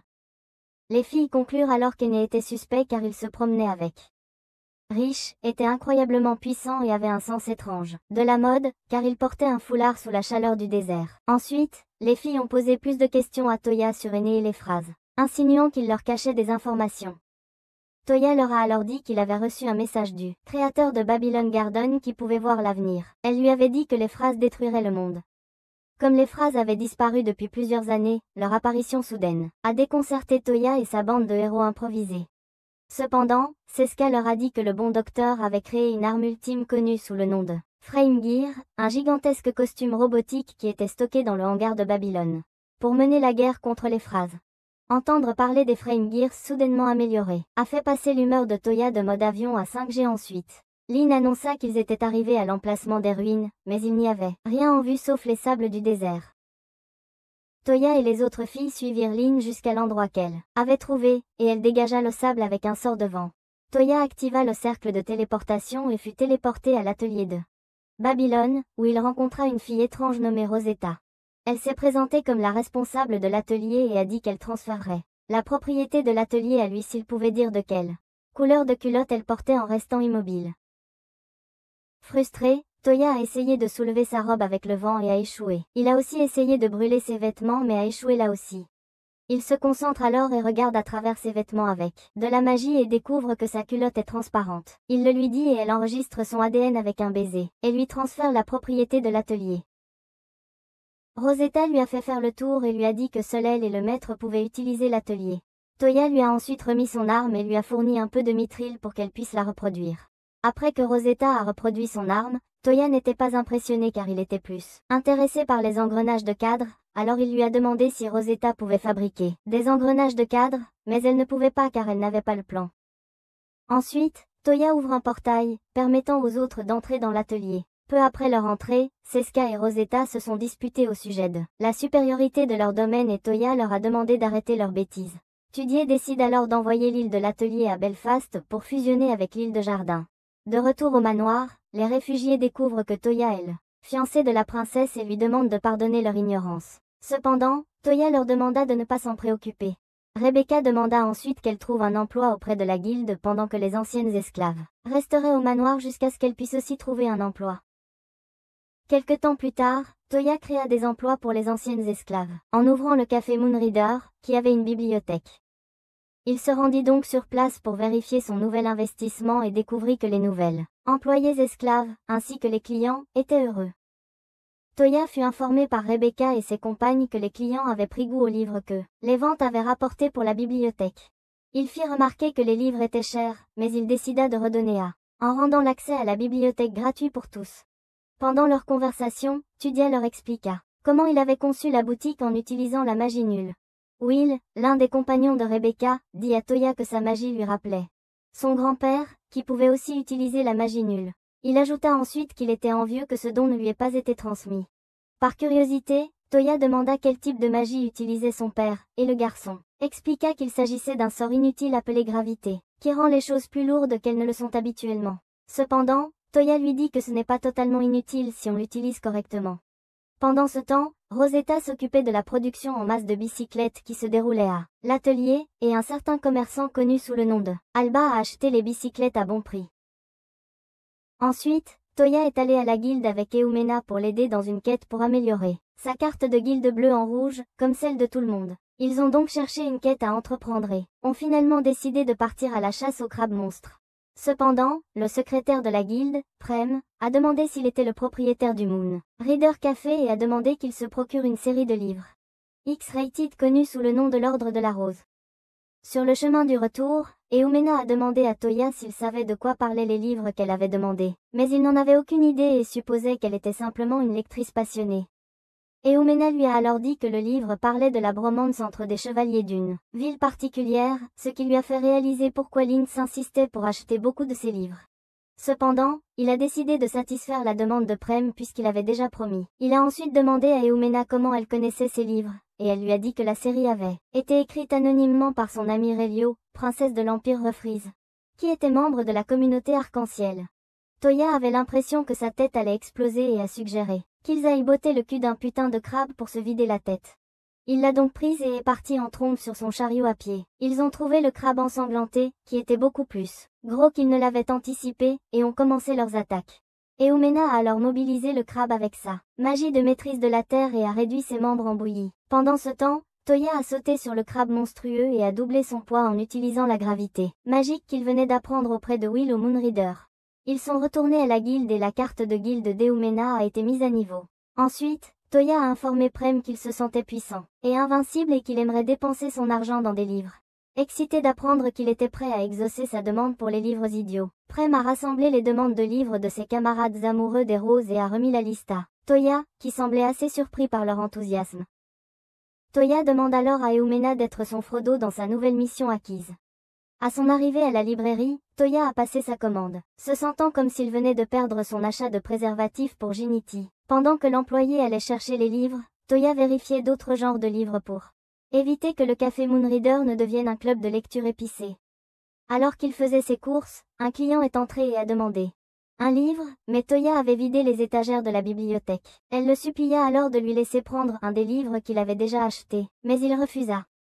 Par la suite, elle examina les livres qu'il avait achetés et fit des compliments sur son goût tout en le regardant de travers. Toya simula soudainement qu'elle achetait le livre pour un ami afin de sauver les apparences, mais elle révéla qu'elle était l'auteur de l'Ordre de la Rose, et proposa d'échanger le livre contre son autographe. Toya pensa qu'elle bluffait et l'a mis à l'épreuve, mais fut surprise de découvrir qu'elle était en réalité la princesse Relio. Eumena le lui avait dit. Voyant que sa couverture avait été éventée, Relio a paniqué et s'est vanté, mais il allait tenir cette découverte au-dessus de sa tête comme un chantage. Elle a alors demandé si son plan était de frapper son frère, parce qu'il aime son genre de livre. Furieuse de son imagination impie, Toya lui a donné un coup de tête pour la réveiller et s'est présentée comme le fiancé de Eumena. Relio a été surprise que Eumena puisse être attirée par un homme et a demandé s'il essayait juste de voler le trône. Sa question lui a valu un autre coup pour réinitialiser son cerveau de Toya. Après sa tentative ratée de faire fonctionner son cerveau normalement, il a convoqué Yumena, pour lui expliquer d'une manière qu'elle puisse comprendre. Pendant que Yumena et Relio avaient leur mini-retrouvailles, Toya a reproduit le livre qu'elle désirait ardemment manipuler à l'atelier et le lui a donné. De retour à Belfast, la bibliothèque était approvisionnée et les dames ne pouvaient contenir leur excitation pendant qu'elles attrapaient leurs exemplaires de matériel de masturbation nocturne. Une cliente demande à Will une série particulière, mais il ne sait pas où elle se trouve. Linz arrive soudainement pour sauver la situation, faisant se demander à Toya s'il devrait la nommer responsable. Ensuite, Will s'est excusé de ne pas savoir où se trouvaient les livres et Toya l'a empêché de se culpabiliser en le remerciant de lui avoir appris le sort de gravité. Il demanda ensuite à Will s'il désirait quelque chose. Pendant ce temps, Will était épris d'une ancienne esclave, et exprima son souhait de pouvoir la protéger. Toya exauça alors son souhait en l'envoyant en train avec les chevaliers royaux. Il rencontra ensuite ELS, qui demanda s'il pouvait la prendre à l'auberge de la Lune d'Argent grâce à sa porte de téléportation, et il accepta. Pendant qu'elles apprenaient son bain à la Lune d'Argent, Toya découvrit que le bain de l'auberge rapportait beaucoup d'argent et impliquait aussi Zanuck, un créateur de vêtements populaires. Il récupéra ensuite une jolie tenue qu'il avait conçue pour Elsa et lui fit la mettre après son bain. Elsa a prétendu qu'elle n'aimait pas la tenue et a trébuché lorsque Toya a complimenté son apparence avec cette tenue. Cependant, son chevalier sans armure fut rapide à l'empêcher de tomber. Plus tard, tandis que Toya prenait une tasse de thé avec Eumena, Linz l'informa d'une nouvelle série de livres que Relial avait écrite sur Toya. Elle le décrivait dans le livre comme un puissant sorcier bisexuel qui projetait de prendre le contrôle du pays en séduisant les chevaliers du royaume, la princesse et le prince. Furieux par cela, Toya a menacé de mettre du bon sens dans son crâne épais la prochaine fois qu'il verrait Relial. Un certain temps plus tard, lors d'une réunion avec Linz, Toya a obtenu une liste de nouveaux livres à acquérir pour la bibliothèque de l'Empire Régulus. Toya a ensuite fait remarquer qu'elle avait beaucoup lu dernièrement, ce qui l'a amené à se demander si elle prévoyait de battre un record du monde Guinness. Cependant, elle a déclaré que les livres étaient de meilleurs compagnons que lui ou quiconque d'autre. Inquiet, Toya lui a conseillé de se détendre, s'inquiétant qu'elle puisse finalement devenir comme Relial. À son arrivée dans l'Empire Régulus, Toya a été surpris de trouver la ville en état d'urgence. En enquêtant sur ce qui se passait, il a trouvé des soldats essayant de tuer la dame et les désarma avec ses balles en caoutchouc. La dame lui a alors dit que les soldats prenaient le contrôle de la ville, après quoi il a soigné ses blessures et l'a mise en sécurité. Après cela, il a trouvé son chemin vers la résidence de l'empereur, pour le sauver et mettre fin à la querelle pour le pouvoir. En entrant dans le château, il a été accueilli par de nombreux corps et a essayé de trouver l'empereur mais n'a pas pu. Alors, il a fouillé le bâtiment avec son téléphone et a repéré 2 personnes sur son radar dans une pièce voisine. Il est soudainement entré dans la pièce, à la manière de John Wick, et a neutralisé un soldat essayant de tuer la princesse. Ensuite, il a soigné la princesse qui était assez secouée par son expérience de mort imminente, et l'a prise dans ses bras, éclaboussant son visage de taches rouges. Puisqu'elle était une toile vierge attendant l'amour. Peu après, le garde du corps de la princesse apparaît soudainement, comme un feu d'artifice après le nouvel an et se présente. La princesse s'est également présentée comme Lucia, tandis que Toya annonçait son capacité de téléportation sans qu'on lui demande et a convaincu le garde de téléporter la famille royale en sécurité. Cependant, Lucia a supplié Toya de sauver d'abord son père et son frère. Alors que Toya se demandait si le prince et l'empereur étaient toujours en vie, la princesse le tenait et disait qu'elle était prête au pire. Ils sont donc allés chercher l'empereur mais l'ont trouvé par terre, entouré de quelques soldats et du général Bézor, qui était surpris de les voir en vie. Toya a interrogé Bézor pour entendre son version des faits sur pourquoi il essayait de prendre le contrôle de la ville et a découvert qu'il avait l'intention de rompre un traité de paix avec les villes voisines. Alors, Toya a essayé d'attaquer Bézor avec sa magie, ce qui n'a pas fonctionné car Bézor avait acquis un bracelet qui lui permettait d'invoquer un seigneur démon, de partager ses pouvoirs, et d'absorber la magie des environs. Tudia essaya alors son arme, mais Bézor possédait un autre bracelet le protégeant des attaques physiques. Voyant qu'il n'était pas prêt pour une confrontation totale avec Bézor, Tudia téléporta l'empereur et les autres en lieu sûr et humilia Bézor en le faisant glisser et halluciner. Cependant, le frère de la princesse était toujours porté disparu. De retour au manoir de Toya, pendant que l'empereur recevait des soins, Toya raconta son expérience à l'Empire et sa dame le réprimanda pour ses ennuis incessants. Ensuite, ils évaluèrent la situation à l'Empire et planifièrent leur attaque. Cependant, les filles se demandèrent comment elles pourraient affronter le seigneur démon depuis que la magie était inefficace contre lui. Tudia est alors devenu de mauvaise humeur et les filles ont senti qu'il avait quelque chose en tête. Ensuite, Touya est allé voir l'empereur et passer un moment doux avec Lucia, mais a été surpris par Eumena, qui avait espionné à la porte. Eumena est entrée pendant que Touya prenait congé. Eumena a fait éclater la bulle de Lucia lorsqu'elle s'est présentée comme la fiancée de Touya et a demandé à Lucia si elle avait le béguin pour son homme. Lucia a immédiatement nié et elles sont allées ailleurs pour une conversation privée.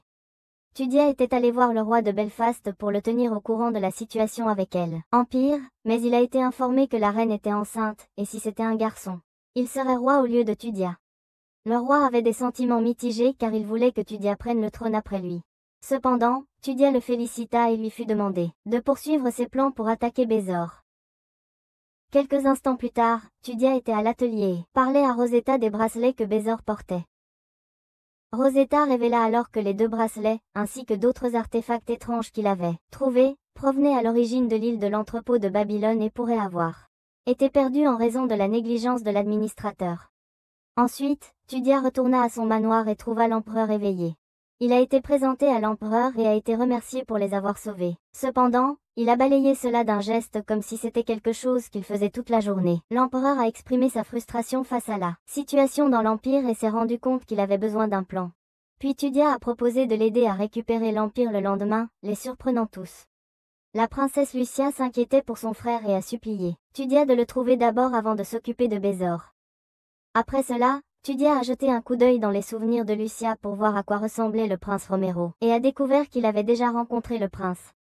Il a ensuite cherché le prince sur son téléphone et a obtenu une localisation ainsi que l'empereur. Confirmé que le prince était en sécurité avec un général, qui était toujours en désaccord avec Bézor. Tudia décida alors de lancer son attaque le lendemain, mais l'empereur demanda s'il pouvait vraiment affronter le seigneur démon et beaucoup de soldats. Tudia rassura l'empereur que ses coéquipiers étaient bien préparés. Le lendemain, Tudia rassembla son équipe et assigna des rôles à chaque membre, leur demandant d'épargner quiconque se rendait. Peu après, ils infligeaient une défaite destructive à l'Empire. Tandis que Bézor regardait et encaissait ses pertes avec grand style, il invoqua soudainement son démon de compagnie à Tuyo, l'affronta, mais s'enfuit quand accueilli par une série d'attaques du démon. Cependant, Tudia a surpris le démon avec un retour inattendu en s'améliorant, et en augmentant le poids de sa lame grâce à son sort de gravité. Suite à son attaque en un coup, le démon est tombé, comme un sac de pommes de terre, choquant Bézor. Tudia s'est approché de Bézor, qui prétendait n'avoir rien à craindre tant qu'il avait les bracelets sur lui. Tudia a alors sorti une boîte en verre trempé, contenant des limaces de boue morte de son stockage. Alors que Bézor se demandait ce qu'il allait faire avec ça, Tudia a ouvert une porte en dessous. Les pieds de Bézor et l'ont fait tomber dans la boîte en verre trempé ou la boue morte. Dégageait une odeur nauséabonde qui a fait tomber Bézor dans les pommes. L'empereur a ensuite repris son trône et a diffusé un discours au peuple via le téléphone de Touya. Alors que la ville célébrait le retour de la démocratie, le prince Romero a retrouvé sa famille à Tuyo, rentré chez lui auprès de ses femmes qui gardaient une distance sociale à son égard, à cause de l'odeur de la boue qui collait à ses vêtements. Suite à la prise de pouvoir hostile de Bézor et de son jumeau démoniaque, l'empereur a proposé de récompenser Touya lors d'une rencontre avec le roi de Belfast et les dames. Tudia a refusé l'offre et le roi de Belfast a dit que l'empereur que Tudia préférerait être gâté en femme plutôt qu'en espèces. L'empereur a alors offert Lucia en cadeau à Touya. Alors qu'il décidait de son sort, Eumen a dit que les dames ne seraient pas contre avoir Lucia comme nouvelle épouse puisqu'elle avait confirmé que Lucia aimait aussi Touya. Pendant ce temps, Tudia était stupéfait alors qu'il décidait finalement qu'il prendrait Lucia comme sa femme pour unir Belfast et Régulus en tant qu'alliés. L'empereur a ensuite demandé à Lucia si elle voulait vraiment rejoindre la Ligue des épouses en attente, et elle a dit qu'elle serait heureuse de le faire. Après leur rencontre, les filles ont célébré pendant que Tudia se demandait ce qu'il avait fait pour mériter une douleur supplémentaire dans son derrière. Cependant, le prince Romero le consola et lui dit qu'avec un grand pouvoir vient une grande responsabilité. Les 2 royaumes acceptèrent et offrirent de lui donner des terres le long des frontières des 2 royaumes pour établir une nation indépendante et faire ce qu'il voulait puisque cela ferait de lui le chef d'une nation et un prétendant convenable pour leur fille. Tudia accepta leurs offres et dit au roi et à l'empereur qu'il ne se marierait pas tant qu'il ne serait pas légalement adulte. Par la suite, Tudia décida de nommer sa nouvelle nation Brunhilde lors d'une réunion avec ses épouses. Ils délibérèrent sur ce qu'il fallait faire avec le manoir et décidèrent ensuite de laisser le manoir comme base d'opération à Belfast et de construire un nouveau à Brunhilde. Pendant qu'ils discutaient, Lucia les a rejoints dans une tenue, qui a fait réaliser à Tudia qu'il venait de gagner à la loterie. Lucia a ensuite proposé qu'ils construisent un château puisque Tudia serait un monarque. Pendant que Tudia cherchait sur son téléphone un design de château approprié, Rosetta est entrée, en affirmant qu'il était temps pour eux de voir à quel point l'atelier pouvait être ingénieux. Ils sont tous allés à l'atelier où Rosetta a énuméré tous les matériaux nécessaires pour construire le château.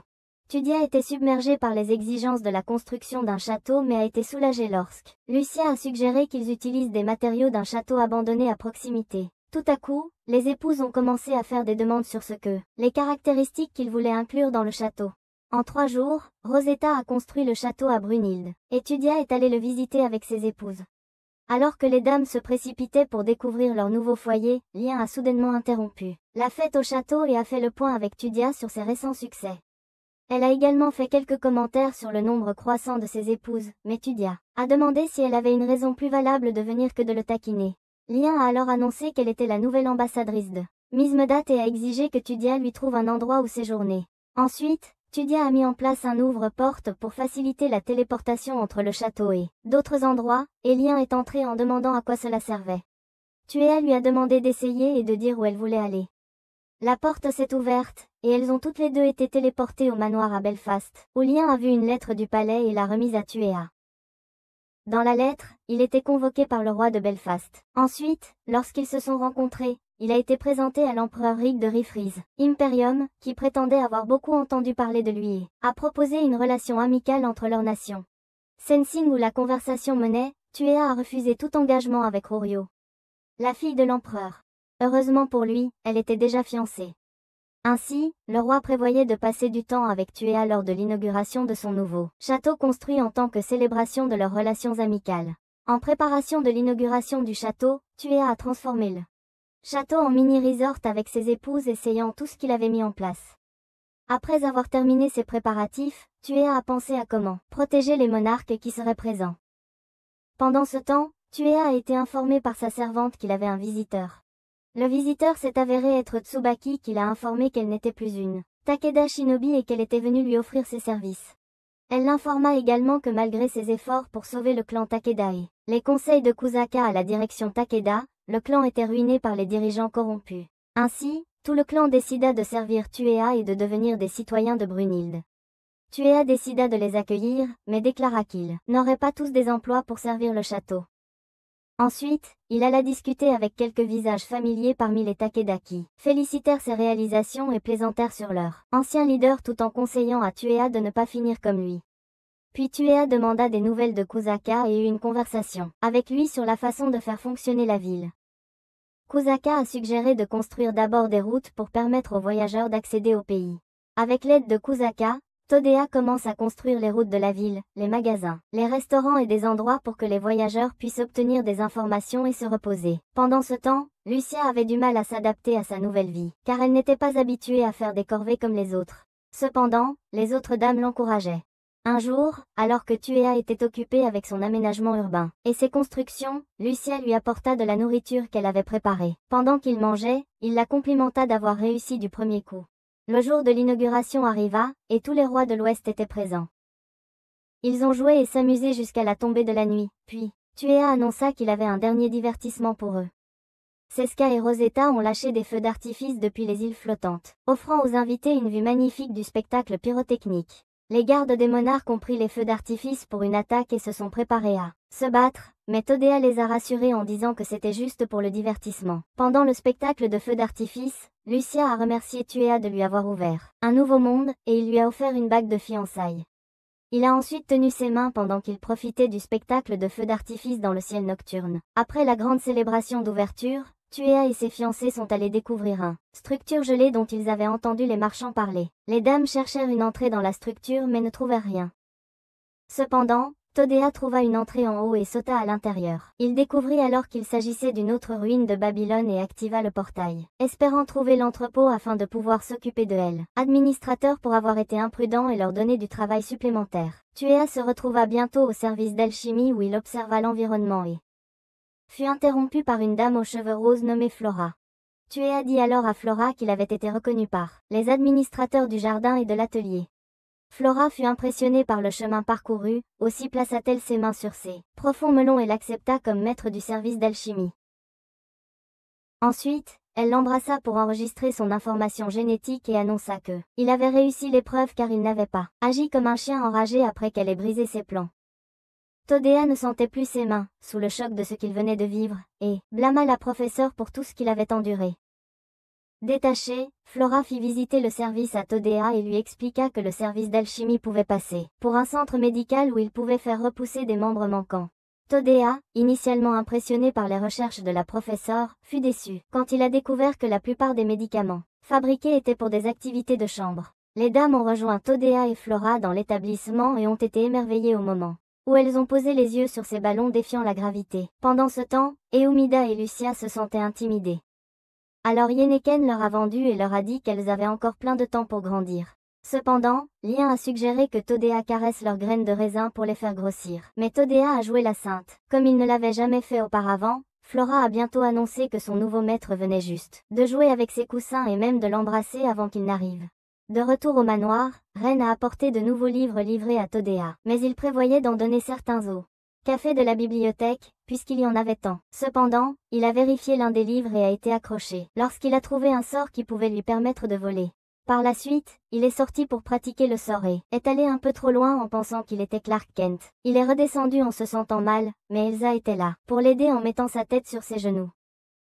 Ensuite, elle a demandé s'il pouvait la faire voler aussi. Touyei a réfléchi et a trouvé un moyen de faire voler Elsa, en utilisant son sort de lévitation qu'il a essayé et ça a fonctionné. Il était excité qu'il pouvait enfin combattre des monstres volants et s'est envolé au-dessus de sa ville dans le but de perfectionner son vol. Todea admirait à quel point la ville était belle vue du ciel et est tombé sur certains de ses citoyens qui étaient impressionnés qu'il puisse voler et préparait de fonder un ordre de chevaliers. Alors qu'il leur parlait, il reçut un appel de Dieu, mais il découvrit que c'était la déesse de l'amour qui l'appelait. Elle l'informa alors qu'il était temps de régler les choses. Avec ses épouses et rencontre les parents de l'un, Elsa et Ye.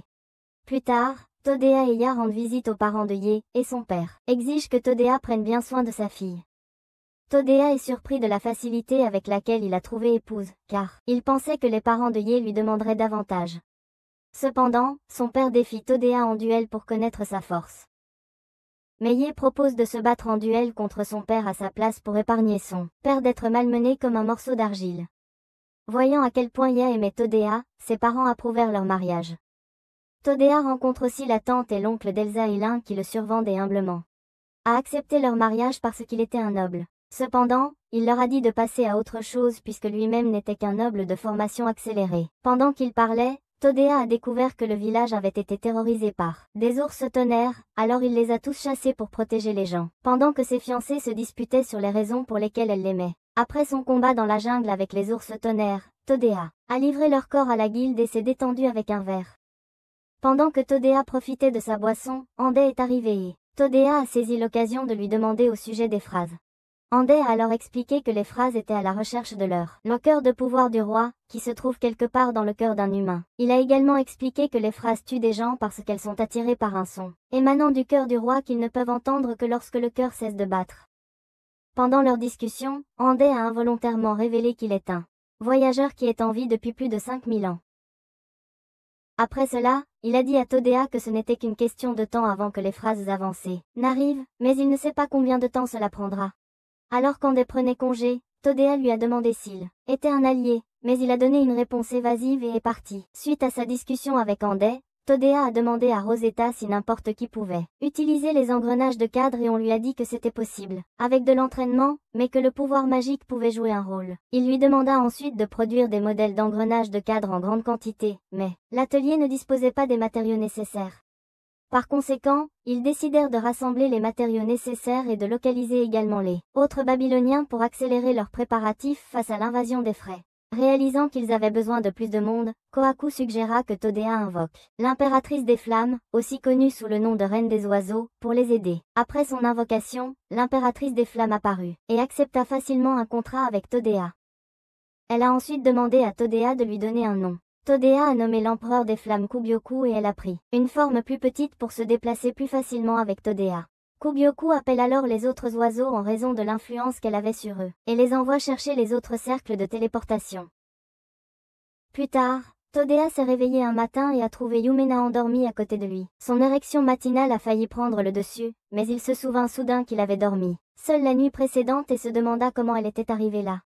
Todea a soudainement paniqué en pensant que sa virginité avait été volée par la belle au bois dormant et s'est enfuie pour se mettre en sécurité. Yumena s'est réveillée en lui disant que dormir ensemble était une recette pour le bonheur et un mariage réussi et qu'il avait à peine passé du temps avec elle parce qu'il était trop concentré sur la nation. Après cela, elle lui a donné un petit bisou et est partie se préparer pour le petit déjeuner. Un peu plus tard, pendant que Todea se rafraîchissait sur la pelouse, il a expliqué ce qui s'était passé avec Yumena à Kohaku qui lui a conseillé de se préparer à d'autres aventures folles avec ses nombreuses épouses. Pendant qu'il parlait, Kubyoku les a rejoints et a informé Todea qu'un des oiseaux éclaireurs avait trouvé quelque chose de similaire aux ruines de la chambre d'alchimie. Todea a informé ses épouses de la découverte des ruines et ils se préparèrent tous à aller les vérifier. Sur le chemin des ruines, alors qu'ils se demandaient si quelqu'un habitait dans les environs, ils furent attaqués par une bête de renvers, et les filles passèrent immédiatement à l'action. Todea visa la bête mais fut bloqué par Yumena qui tira à sa place. Ensuite, Lucia immobilisa la bête avec son sort de boule de glace et lui trancha les membres. Ne voulant pas manquer l'action, Elsa frappa la bête sans membre avec un méga coup de poing et Yei acheva le monstre en lui tranchant la tête, laissant Todea se sentir inutile. Alors qu'elles poursuivaient leur recherche des ruines, les filles traquaient des monstres comme des Ghostbusters sous stéroïdes, laissant Todea en dehors de l'adrénaline. Pendant que les filles célébraient leur victoire, Todea trouva la ruine et entra sans prévenir les filles. En entrant, il activa le cercle de téléportation et arriva à la Babylone où il fut soudainement attaqué avec une grande clé par la petite administratrice. Cependant, il esquiva l'attaque et se présenta, lui disant qu'il avait construit une sacrée réputation pour avoir obtenu plusieurs autres Babylone et banni les administrateurs. L'administratrice s'est également présentée sous le nom de Monica et s'est précipitée vers lui avec la clé à molette pour voir s'il était aussi bon qu'il le prétendait. Todea a alors prouvé sa force en lui faisant soudainement le tour de passe-passe, exposant ses trésors cachés. Après cela, Monica a essayé d'effacer sa motivation avec la clé à molette pour sauver la face mais s'est à nouveau retrouvée amicale avec le sol, lui offrant une bien meilleure vue de son paquet confidentiel. Après cela, Monica a demandé à Todea de l'aider à se relever et lui a planté un baiser surprise, transférant la propriété du hangar à lui. Todea a ensuite demandé à voir les rouages du cadre et ils sont entrés dans le hangar ensemble. L'administratrice à la mèche courte écrasa le bouton de la porte avec sa clé à molette parce qu'elle était de petite taille et frustrée, surprenant Todea. Alors que la porte s'ouvrait, Todea était ravie de voir enfin le mécanisme du cadre et demanda s'il pouvait monter dessus, mais se figea comme une statue en craie quand Monica dit que cela ne fonctionnerait pas sans carburant. Elle lui expliqua ensuite que les mécanismes du cadre étaient alimentés par l'éther, qui ne pouvait être fabriqué qu'au laboratoire de recherche toujours manquant. Todea se sentit comme s'il avait été frappé par la foudre et tomba à genoux, déçu. Cependant, Monica lui dit que Flora pourrait peut-être aider. Après cela, Todea et les dames rencontrèrent Flora au service d'alchimie où elle leur dit elle ne pouvait faire qu'une version inférieure de ce que le laboratoire de recherche pouvait faire et aurait besoin de pierres magiques rares d'environ 30 cm de large. Les dames ont dit à Todea que des pierres magiques de cette taille n'existaient pas, mais il a cherché sur son téléphone et a découvert qu'il n'y en avait que 6 dans le monde entier. Heureusement, l'une d'elles a été trouvée à Brunhilde et apportée à Flora qui a promis d'avoir le carburant prêt dans un mois. Plus tard, tandis que Todea rêvait de piloter les combinaisons de cadres, Rosetta a suggéré qu'ils effectuent un entretien sur les cadre puisqu'il avait accumulé de la poussière depuis des années. Cependant, Monica a insisté sur le fait que ce n'était pas nécessaire puisqu'elle avait fait son travail en tant qu'administrateur, rappelant à Todea ce qui s'est passé avec le bouton de la porte. Ensuite, Monica a montré à Todea le siège du pilote et lui a expliqué les bases du contrôle. Elle a également déclaré que le costume lie l'esprit de son pilote et que son efficacité dépendait de l'expérience et de la pratique du pilote. Todea avait hâte de botter des fesses avec les costumes, alors Rosetta a annoncé qu'elle avait prévu cela et avait fabriqué des unités de cadre qui sont des systèmes de simulation pour apprendre à piloter les équipements de cadre. Peu après, Todea et Rosetta se sont affrontés virtuellement dans les équipements de cadre. Todea a nommé les équipements de cadre, les chevaliers et les unités de cadre ont été emmenés à Brunhilde, où les fiancés de Todea ont également été formés pour piloter les mécanismes dans les unités de simulation. Plus tard, Su a soudainement sauté sur Todea et a exigé d'être ajouté à son harem de dames miniatures. Après cela, le majordome de Todea l'a sauvé de son emprise et lui a dit que Su avait reçu une proposition du prince Zebun de Lin, du royaume, qui s'amuse à maltraiter les femmes. Cet idiot de 30 ans prétendait être tombé amoureux de Su lors de la fête et avait l'intention de l'épouser immédiatement. Todea a alors consulté ses fiancées et elles ont toutes convenu qu'il pouvait épouser Su. Cependant, rejeter la proposition de Zébun poserait de plus gros problèmes pour la nation. Alors Todéa a décidé de parler au duc de Belfast à ce sujet. Lors de la réunion avec le duc, Todéa apprend que Wardak, le premier ministre et l'oncle de Zébun, lui permet de s'en tirer avec son crime puisqu'il tire les ficelles à Linha et que le roi n'est qu'une figure de proue castrée. Cependant, Zébun avait un demi-frère qui était raisonnable, mais qui était tenu à l'écart du palais et humilié. Pendant qu'ils discutaient, un émissaire est arrivé de Linha pour obtenir une réponse à la proposition. Cependant, le duc a rejeté la proposition, disant que sa fille avait décidé d'épouser Todéa, qu'il a présenté comme le duc de Brunhilde.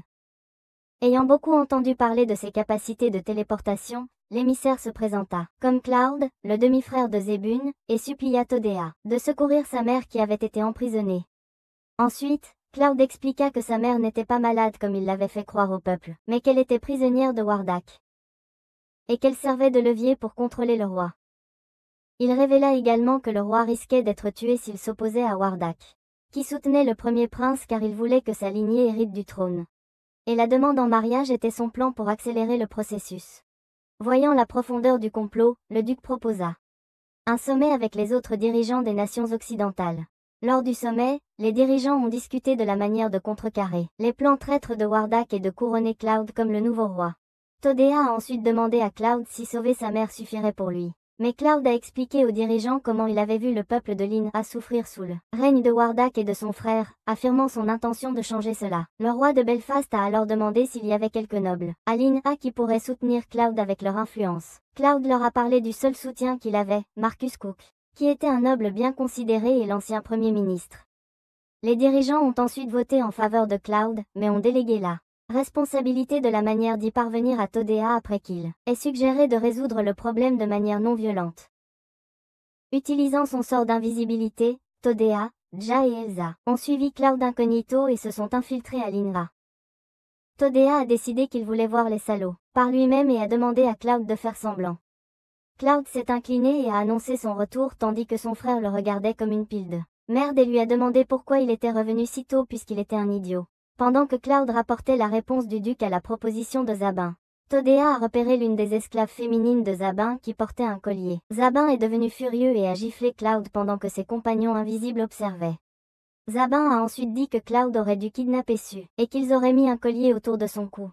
Peu après, il a demandé de savoir qui avait enlevé son intérêt amoureux, et Cloud lui a dit que c'était le duc de Brunhilde. Zabin a donc ordonné à Cloud de répandre des rumeurs sales sur Todéa, agaçant Cloud. Voyant le regard dédaigneux sur le visage de Cloud, Zabin l'a passé à tabac. La reine d'Archa, la mère de Zabin, est entrée et Zabin lui a dit que la proposition avait été rejetée, blâmant Cloud pour sa malchance avec les femmes. Il demanda ensuite s'il pouvait être roi sans se marier, et sa mère promit d'en parler à Wardak. Plus tard, Todéa guérit Cloud et sauva également Toy, la fille de Zabin, de son collier d'esclave. Peu après, Zabin avait envie de jouer mais ne trouvait pas son esclave. Ensuite, il fit son rapport à Wardak, qui suggéra alors qu'il tue l'esclave, puisque son collier ne la forçait plus à obéir aux instructions. Alors il écrasa le collier pour tuer la fille pour avoir fui, ignorant qu'il avait été retiré. Pendant que Zabin s'emportait au sujet de son esclave perdu, Wardak annonça son plan de commencer une guerre avec un royaume voisin en utilisant Cloud comme appât en l'envoyant en mission suicide. Cependant, Todéa a révélé le plan de Wardak à Cloud et a demandé s'il était prêt à tout donner contre le premier ministre et son imbécile de demi-frère. Cloud a alors décidé de sauver sa mère avant de s'attaquer aux crétins assoiffés de pouvoir. Plus tard dans la journée, Cloud a conduit Todéa et ses filles à la forteresse où sa mère était détenue. Todéa a paralysé les soldats de garde avec son téléphone et ils sont entrés dans la tour, où la mère de Cloud était emprisonnée et Cloud a retrouvé sa mère. Après cela, Todéa a ouvert une porte et ils se sont tous échappés. Peu après, ils ont rendu visite à Coop, l'ancien premier ministre de Linha en qui Cloud avait confiance, et ont discuté de la meilleure façon de mettre fin à la tyrannie de Wardak. Ils ont suggéré de l'exiler pour tous ses méfaits, mais Coop leur a dit que ce serait impossible puisqu'il couvrait toujours ses traces. Pendant que Cloud mettait sa mère à l'aise, les filles de Todéa pouvaient sentir le démon intérieur de Todéa prendre le dessus puisqu'il concoctait un plan maléfique. Le lendemain, Wardak est devenu furieux en réalisant que Cloud avait sauvé sa mère et a dit à Zabin et à sa mère qu'il devait faire de Zabin un roi le plus vite possible. Zabin a pris congé, moins inquiet, pensant qu'il donnerait des ordres très bientôt. Pendant ce temps, Todea était de retour incognito et écoutait leur conversation. Il a ensuite sorti son téléphone et a enregistré Wardak et la mère de Zabin complotant pour anéantir toute la lignée de la famille royale. Après qu'ils aient couronné Zabin, leur fils unique. Cloud et les autres furent choqués lorsque Todea revint à la résidence de Coop avec les preuves qu'il avait rassemblées. Par la suite, Todea se téléporta au palais du roi et révéla le secret qu'il venait de découvrir au roi. Après cela, le roi convoqua son peuple et annonça ouvertement qu'il allait prendre sa retraite et que Cloud, son premier prince, hériterait du trône. Choqués par l'annonce du roi, Wardak Darsha et Zabin s'opposèrent à sa décision. Cloud s'avança, s'inclinant devant son père en acceptant son nouveau rôle de roi et appela Todea à avancer. Todea a alors révélé la conversation qu'il avait enregistrée comme preuve grâce à la fonction de projection de son téléphone. Les gens ont découvert que Zabin n'était pas de la lignée royale, et Wardak a été destitué de son poste. À la suite de cela, le roi a exprimé ses regrets d'avoir privilégié la sécurité de sa femme au bien-être de son peuple. Zabin a soudainement nié toute implication dans la conspiration, mais le roi lui a dit qu'il était conscient de ses crimes qui étaient suffisamment graves pour justifier une peine de mort. Zabin a alors menacé Todea et son peuple mais a immédiatement regretté cela alors que Todea lui tirait des balles en caoutchouc. Par la suite, Cloud a officiellement condamné Wardak, Deship et Zaboun à mort, mais les a secrètement vendus à un marchand d'esclaves étrangers, qui les a envoyés travailler comme esclaves à Sandora. Tous les nobles et marchands qui travaillaient avec Wardak ont été bannis et Coop a été rétabli en tant que premier ministre. Entre-temps, l'Alliance des Nations Occidentales a accueilli Cloud comme leur nouveau membre. Todea est rentré au château et a été accueilli par Su qui était aux anges d'avoir été sauvé du psychopathe. Cependant, Todea a insisté pour dire qu'il ne pouvait pas se marier avec elle avant d'avoir 18 ans. Quelque temps plus tard, Holgup et Léon se sont mariés et Todea y a assisté avec ses fiancés. Pendant que le couple exprimait ses remerciements, le général Léon et Elba s'approchèrent de Todea et le remercièrent de les avoir aidés à faire trébucher Léon dans une proposition. Il les félicita à son tour alors qu'ils étaient appelés ailleurs. Après cela, Todea fut assiégée par ces dames d'honneur qui n'arrêtaient pas de rêvasser sur à quoi ressemblerait leur jour de mariage, et demandèrent quand ils se marieraient. Cependant, Todea leur demanda de baisser le ton puisque cela n'a pas encore été annoncé. Après le mariage, Cupidon fit une flèche sur Eumena et elle suggéra soudainement qu'ils devraient passer plus de temps à sortir ensemble et à faire du shopping, pour construire leur amour tout en apprenant à mieux se connaître. Les autres dames se sont soudainement mises en ligne et ont accusé Todea de ne pas passer assez de temps avec elles. Voyant qu'il était en minorité, Todea a cédé et a décidé de les emmener en rendez-vous. Les dames se sont habillées dans de nouvelles tenues commandées pour surprendre Todea et il a complimenté leur nouveau look. Ensuite, les filles ont joué à pierre-papier-ciseaux pour décider qui tiendrait la main de Todea pendant qu'elles exploraient la ville. Après cela, Elsa et Lucia se sont accrochés à ses bras, le faisant se sentir comme Johnny Bravo. Après cela, ils ont exploré quelques boutiques avec Todea, achetant des cadeaux pour les filles afin de célébrer leur rendez-vous. Elles ont aussi pris de la nourriture et pendant qu'elles mangeaient ensemble, les filles ont insisté pour traiter Todea comme le monarque qu'il était avant d'explorer d'autres parts de la ville. Sur le chemin, elles ont trouvé une affiche de film au théâtre et ont décidé de regarder un film ensemble puisque c'était un film romantique. Avant d'entrer pour voir un film, elles ont été interceptées par une bande de vauriens qui ont essayé de les voler mais se sont fait mettre KO par les dames. Après le film, quand elles sont rentrées chez elles, elles ont parlé de combien elles avaient apprécié la journée et à quel point c'était amusant de ressentir l'adrénaline, tout en apprenant quelques leçons aux voleurs. En rentrant chez elles, elles ont rencontré Su, qui les attendait furieusement. Su a alors exigé un rendez-vous personnel avec Todea, comme prix pour avoir été abandonnée par eux. Le lendemain, Todea et Su sont allés faire des courses et ont exploré Brunhilde, où ses citoyens s'installaient heureusement. Ils se sont assis un moment et Su a complimenté Todea pour être un bon leader. Alors qu'ils terminaient leur visite de Brunhilde, Kohaku a informé Todea que Flora avait réussi à extraire le liquide éther. Le lendemain, Todea a demandé à Yae de tester le chevalier car elle avait la meilleure maîtrise de la magie et elle a rapporté que c'était une conduite fluide et facile dans le siège du pilote. Avant que Todea puisse l'essayer lui-même, les filles ont sauté la file et ont pris des tours, essayant le costume robotique pendant que Todea regardait avec frustration. Pendant ce temps, Rosetta fabriquait des armes et des balles à partir des cristaux obtenus des phrases mortes.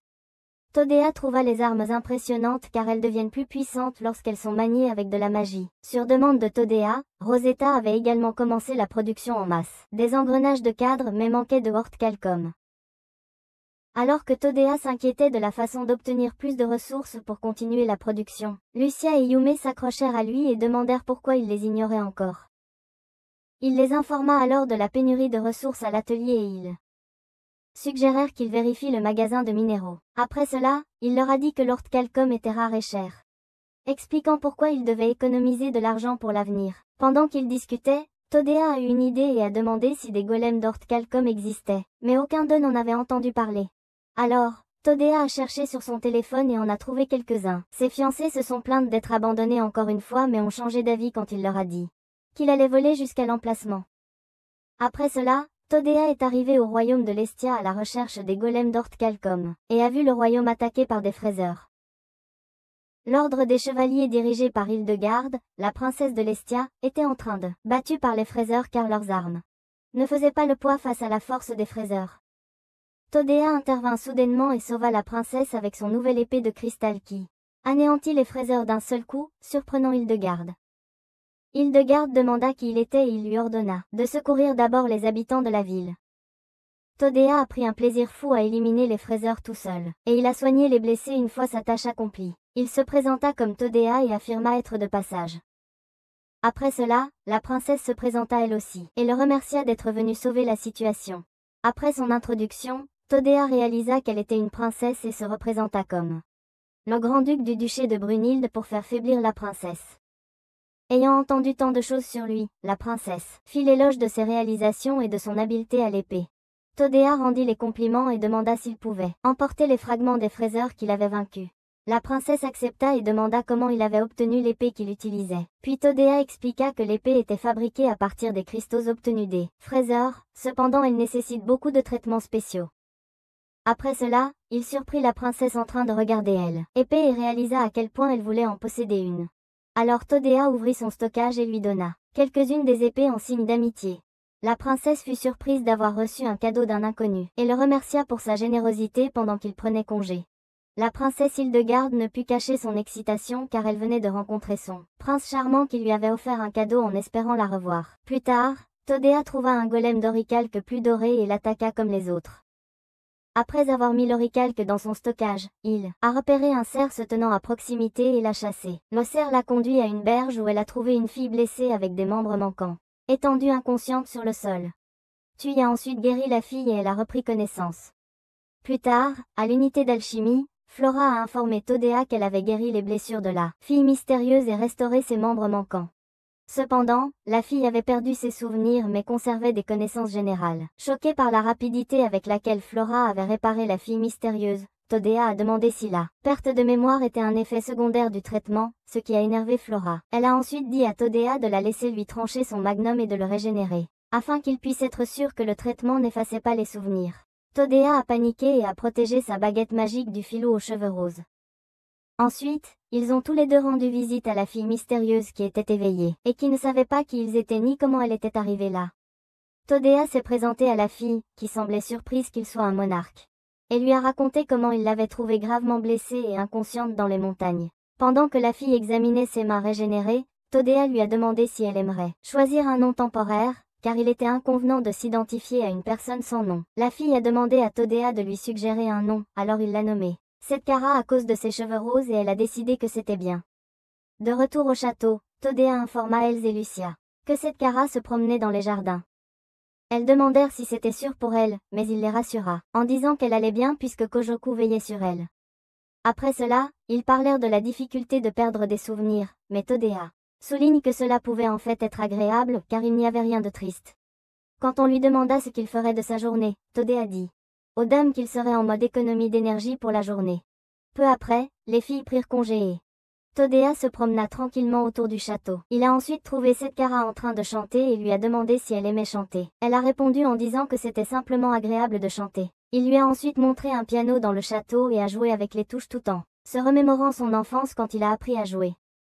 Setkara l'a applaudi après qu'il a joué et lui a demandé de continuer à jouer pendant qu'elle chantait. Les autres dames les ont bientôt rejoints, ont applaudi Setkara pour être une grande chanteuse et lui ont demandé de chanter plus de chansons pendant qu'elles écoutaient. Quelques instants plus tard, Prime a visité le château et a parlé à Todea d'une bête monstrueuse connue sous le nom de Ketubalpa qui pouvait cracher du poison de sa bouche et pétrifier quiconque croisait son regard, les transformant en pierre.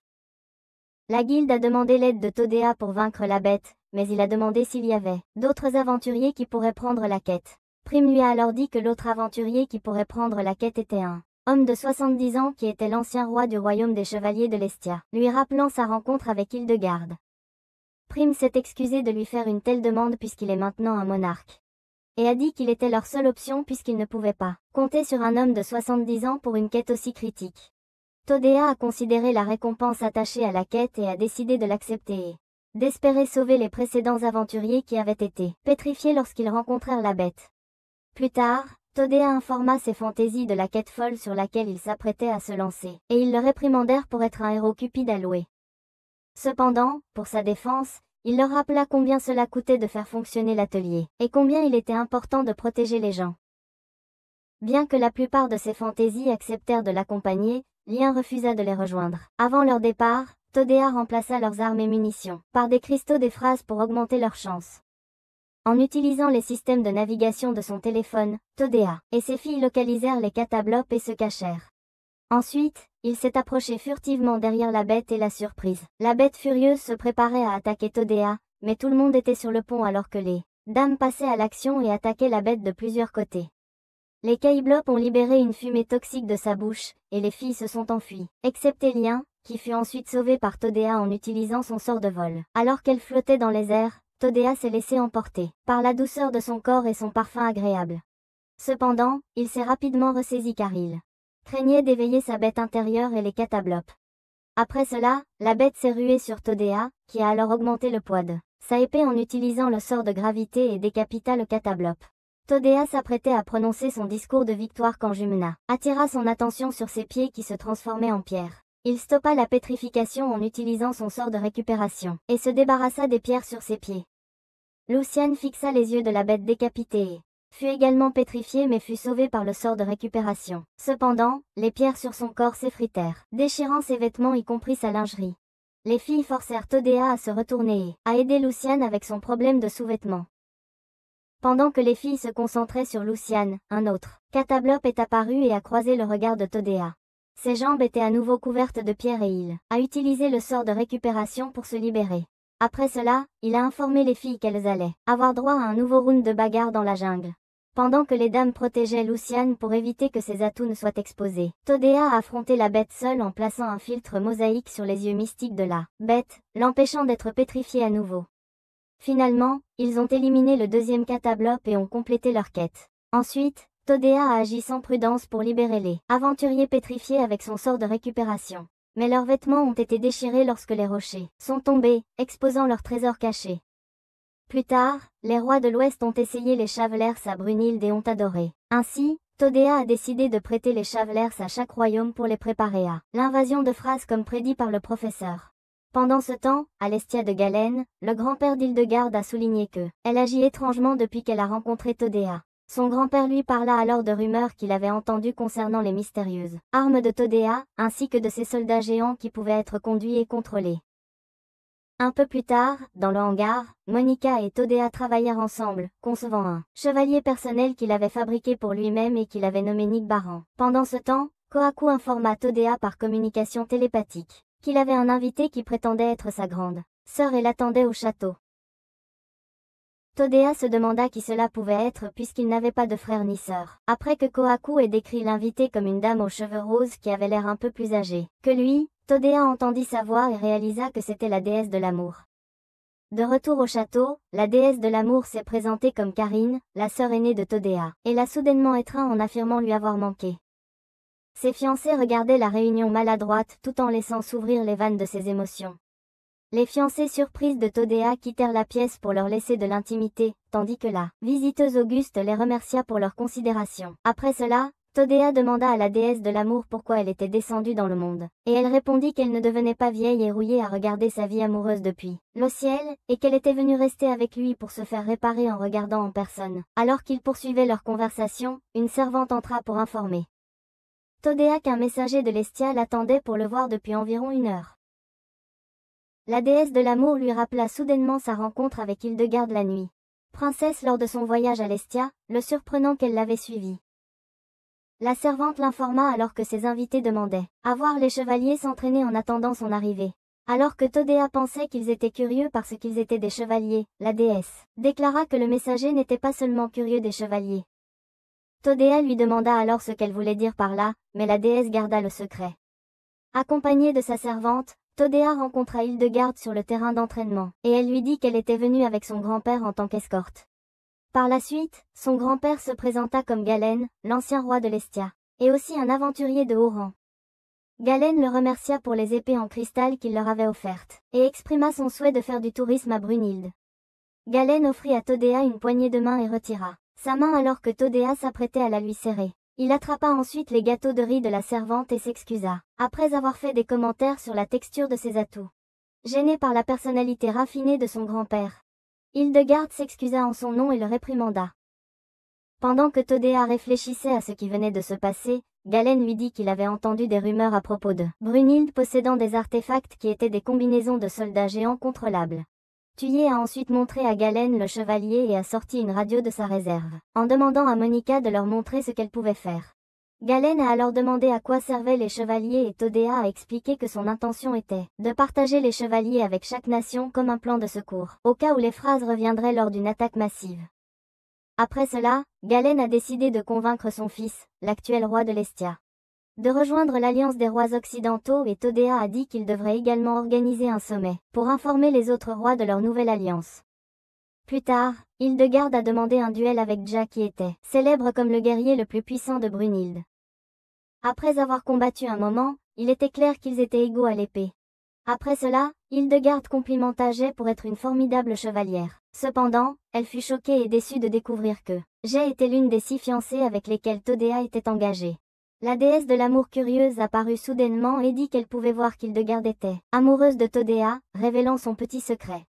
Malgré les efforts d'Hildegarde pour le nier, Jay expliqua qu'elle avait aussi été dans sa situation autrefois, mais s'y était résignée puisque Todea l'acceptait ainsi que les autres dames. Alors Hildegarde admit qu'elle était tombée amoureuse de Todea, mais elle ne voulait pas être une briseuse de ménage. Après quelques persuasions de Ja et de la déesse de l'amour, elle décida de rejoindre l'association des futures épouses, mais son grand-père déclara qu'il n'approuverait pas le mariage à moins de pouvoir tester sa résolution en duel avec elle.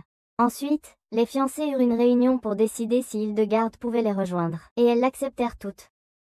Ciaran interrompit soudainement leur réunion et demanda à Hildegarde de leur raconter comment elle était tombée amoureuse de Todea. Après la conversation romantique à propos de Todea, Hildegarde expliqua comment elle avait suivi son grand-père jusqu'à Brunhilde juste pour voir Todea. Cependant, cela lui a rappelé le duel avec son grand-père, qu'elle n'était pas sûre de pouvoir gagner. Les filles l'ont alors rassurée en disant que Todea trouverait un plan pour résoudre le problème, comme il le fait toujours. Plus tard, lorsque le duel a commencé, la force et les compétences de Galen au maniement de l'épée ont surpassé celles d'Hildegarde, si bien qu'il a dominé le duel. Sachant qu'il était un prétentieux cultivé, Todea a conçu un plan pour distraire Galen en utilisant une image holographique d'une femme en maillot de bain.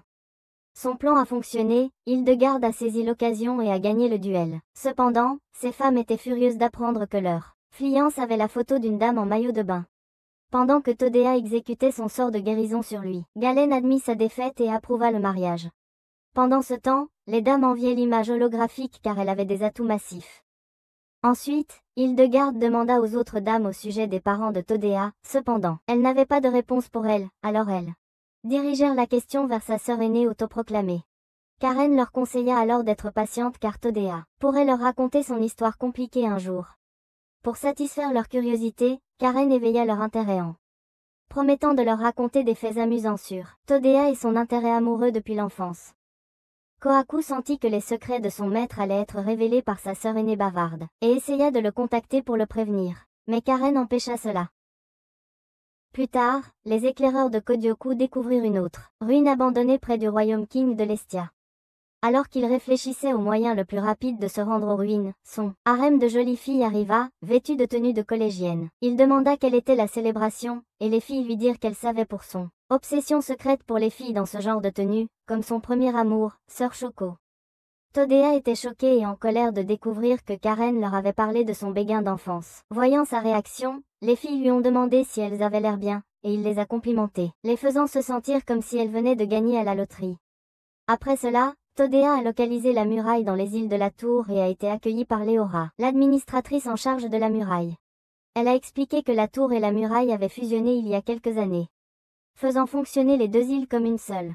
Leora a questionné sa compatibilité et Todea a énuméré ses réalisations avec les autres îles et terminaux. Leora s'inclina simplement et l'a reconnue comme compatible, ce qui amena Todea à se demander si la mauvaise expérience qu'il avait eue avec les autres administrateurs était vraiment nécessaire.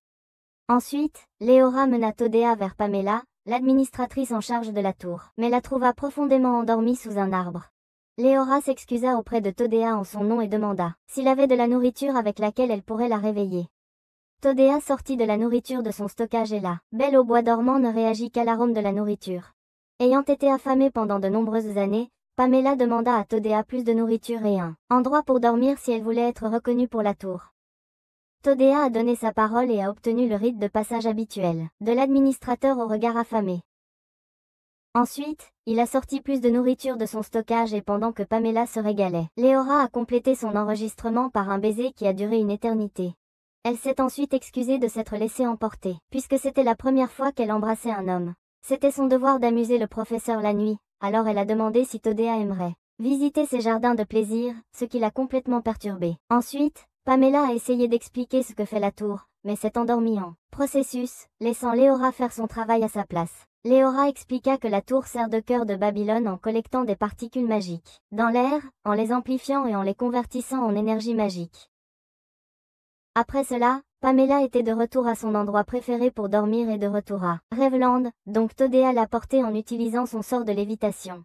Leora montra ensuite à Todea le rempart, qui était le pilier central du système de défense de Babylone, offrant une protection contre les attaques physiques et magiques. Todea était impressionné par les capacités de la tour et du rempart, et pensa qu'il augmenterait la vitesse de la production de masse des chevaliers. Ensuite, Todea présenta à Leora sa collection de fantaisies, et elle demanda à propos de ses autres fantaisies puisque seulement 6 étaient présentes. Les autres dames leur apprirent que Sue était partie en voyage à Belfast. Pendant leur conversation, Todea reçut un message de Kohaku l'informant qu'il avait reçu une lettre de Belfast, et il ouvrit un portail pour la recevoir. Dans la lettre, Todea apprit que la reine Eul avait donné naissance à un garçon, et il informa Eumena. Ils se rendirent immédiatement à Belfast et furent accueillis par le roi, excessivement enthousiaste, qui demanda à Todea de donner un nom au nouveau-né prince qui le remplacerait comme héritier. Todea nomma alors l'enfant Yamato, et ses autres amis les rejoignirent.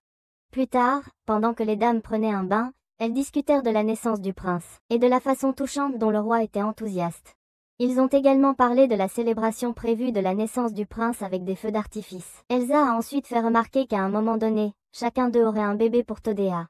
Par la suite, alors que Todea se demandait pourquoi ses fantasmes pensaient déjà à avoir des enfants, les autres administrateurs l'informèrent qu'il allait avoir beaucoup d'enfants puisque le professeur avait prévu qu'il aurait 9 épouses et chacune d'elles lui donnerait des enfants.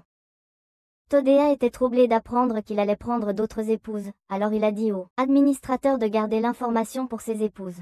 Seska demande alors si Todea aimerait l'ajouter à sa liste d'épouses puisqu'il reste encore de la place pour 2 de plus. Todea s'est alors énervé et a refusé en disant que c'était impossible. Pendant qu'ils se disputaient, ses fantaisies les ont rejoints, curieuses de savoir de quoi il s'agissait. Malgré son appel aux administrateurs pour garder cela secret, ils ont tout dit à ses fantaisies. Ensuite, les fantaisies de Todea l'ont informé qu'elles étaient d'accord pour qu'il ait plus de femmes, mais elles ont décidé de le punir pour avoir essayé de les tenir à l'écart. Son jury de fantaisies jugeantes l'a déclaré coupable et a exigé qu'il les embrasse toutes comme punition. Cependant, Todea a donné la préparation pour les célébrations de la naissance de Yamato comme excuse pour s'acheter du temps et a promis de remplir l'obligation après la fête. La nuit de la fête pour célébrer la naissance de Yamato, Todea et ses fantasmes regardaient le feu d'artifice depuis le balcon du château. Pendant ce temps, Eumena s'est approché de Todea et a dit qu'il avait l'air heureux. Tu as alors expliqué qu'il n'a pas encore d'enfant, mais qu'il est heureux d'avoir son peuple et ses fantasmes à ses côtés. Ému par ces mots, Eumena lui a impulsivement donné un baiser. Linzu qui avait observé est arrivé et lui a pris un ragoût, suivi de Su qui n'a eu qu'un baiser sur la joue. Ne voulant pas être laissé de côté, Lu devrait aussi rejoindre pour obtenir son baiser mais s'est enfui, embarrassée. Pendant ce temps, Hildegarde s'était évanouie parce qu'elle était nerveuse à l'idée d'être embrassée. Todea s'est approché de Yati et l'a embrassé mais a paniqué, et l'a lancé en l'air comme un boomerang. Todea a atterri douloureusement sur le dos et Elsa l'a relevé et l'a également embrassé. Voyant à quel point il était amusant de le faire voler, elle a aussi donné un coup de poing qui l'a fait voler comme un morceau de papier dans le vent. Après avoir encaissé ses coups comme un champion, ses fantasmes lui ont souri lui alors qu'il regardait les derniers feux d'artifice exploser. Les administrateurs ont trouvé le bijou de clairvoyance du professeur, et ont découvert que les deux autres épouses seraient Lin et Sakura. Si vous êtes arrivé à la fin de cette vidéo, dérouté, les faux fans en commentant « Pas étonnant que Todea soit mort ». Et si vous aimez les résumés d'animes comme celui-ci, alors regardez cette vidéo juste ici.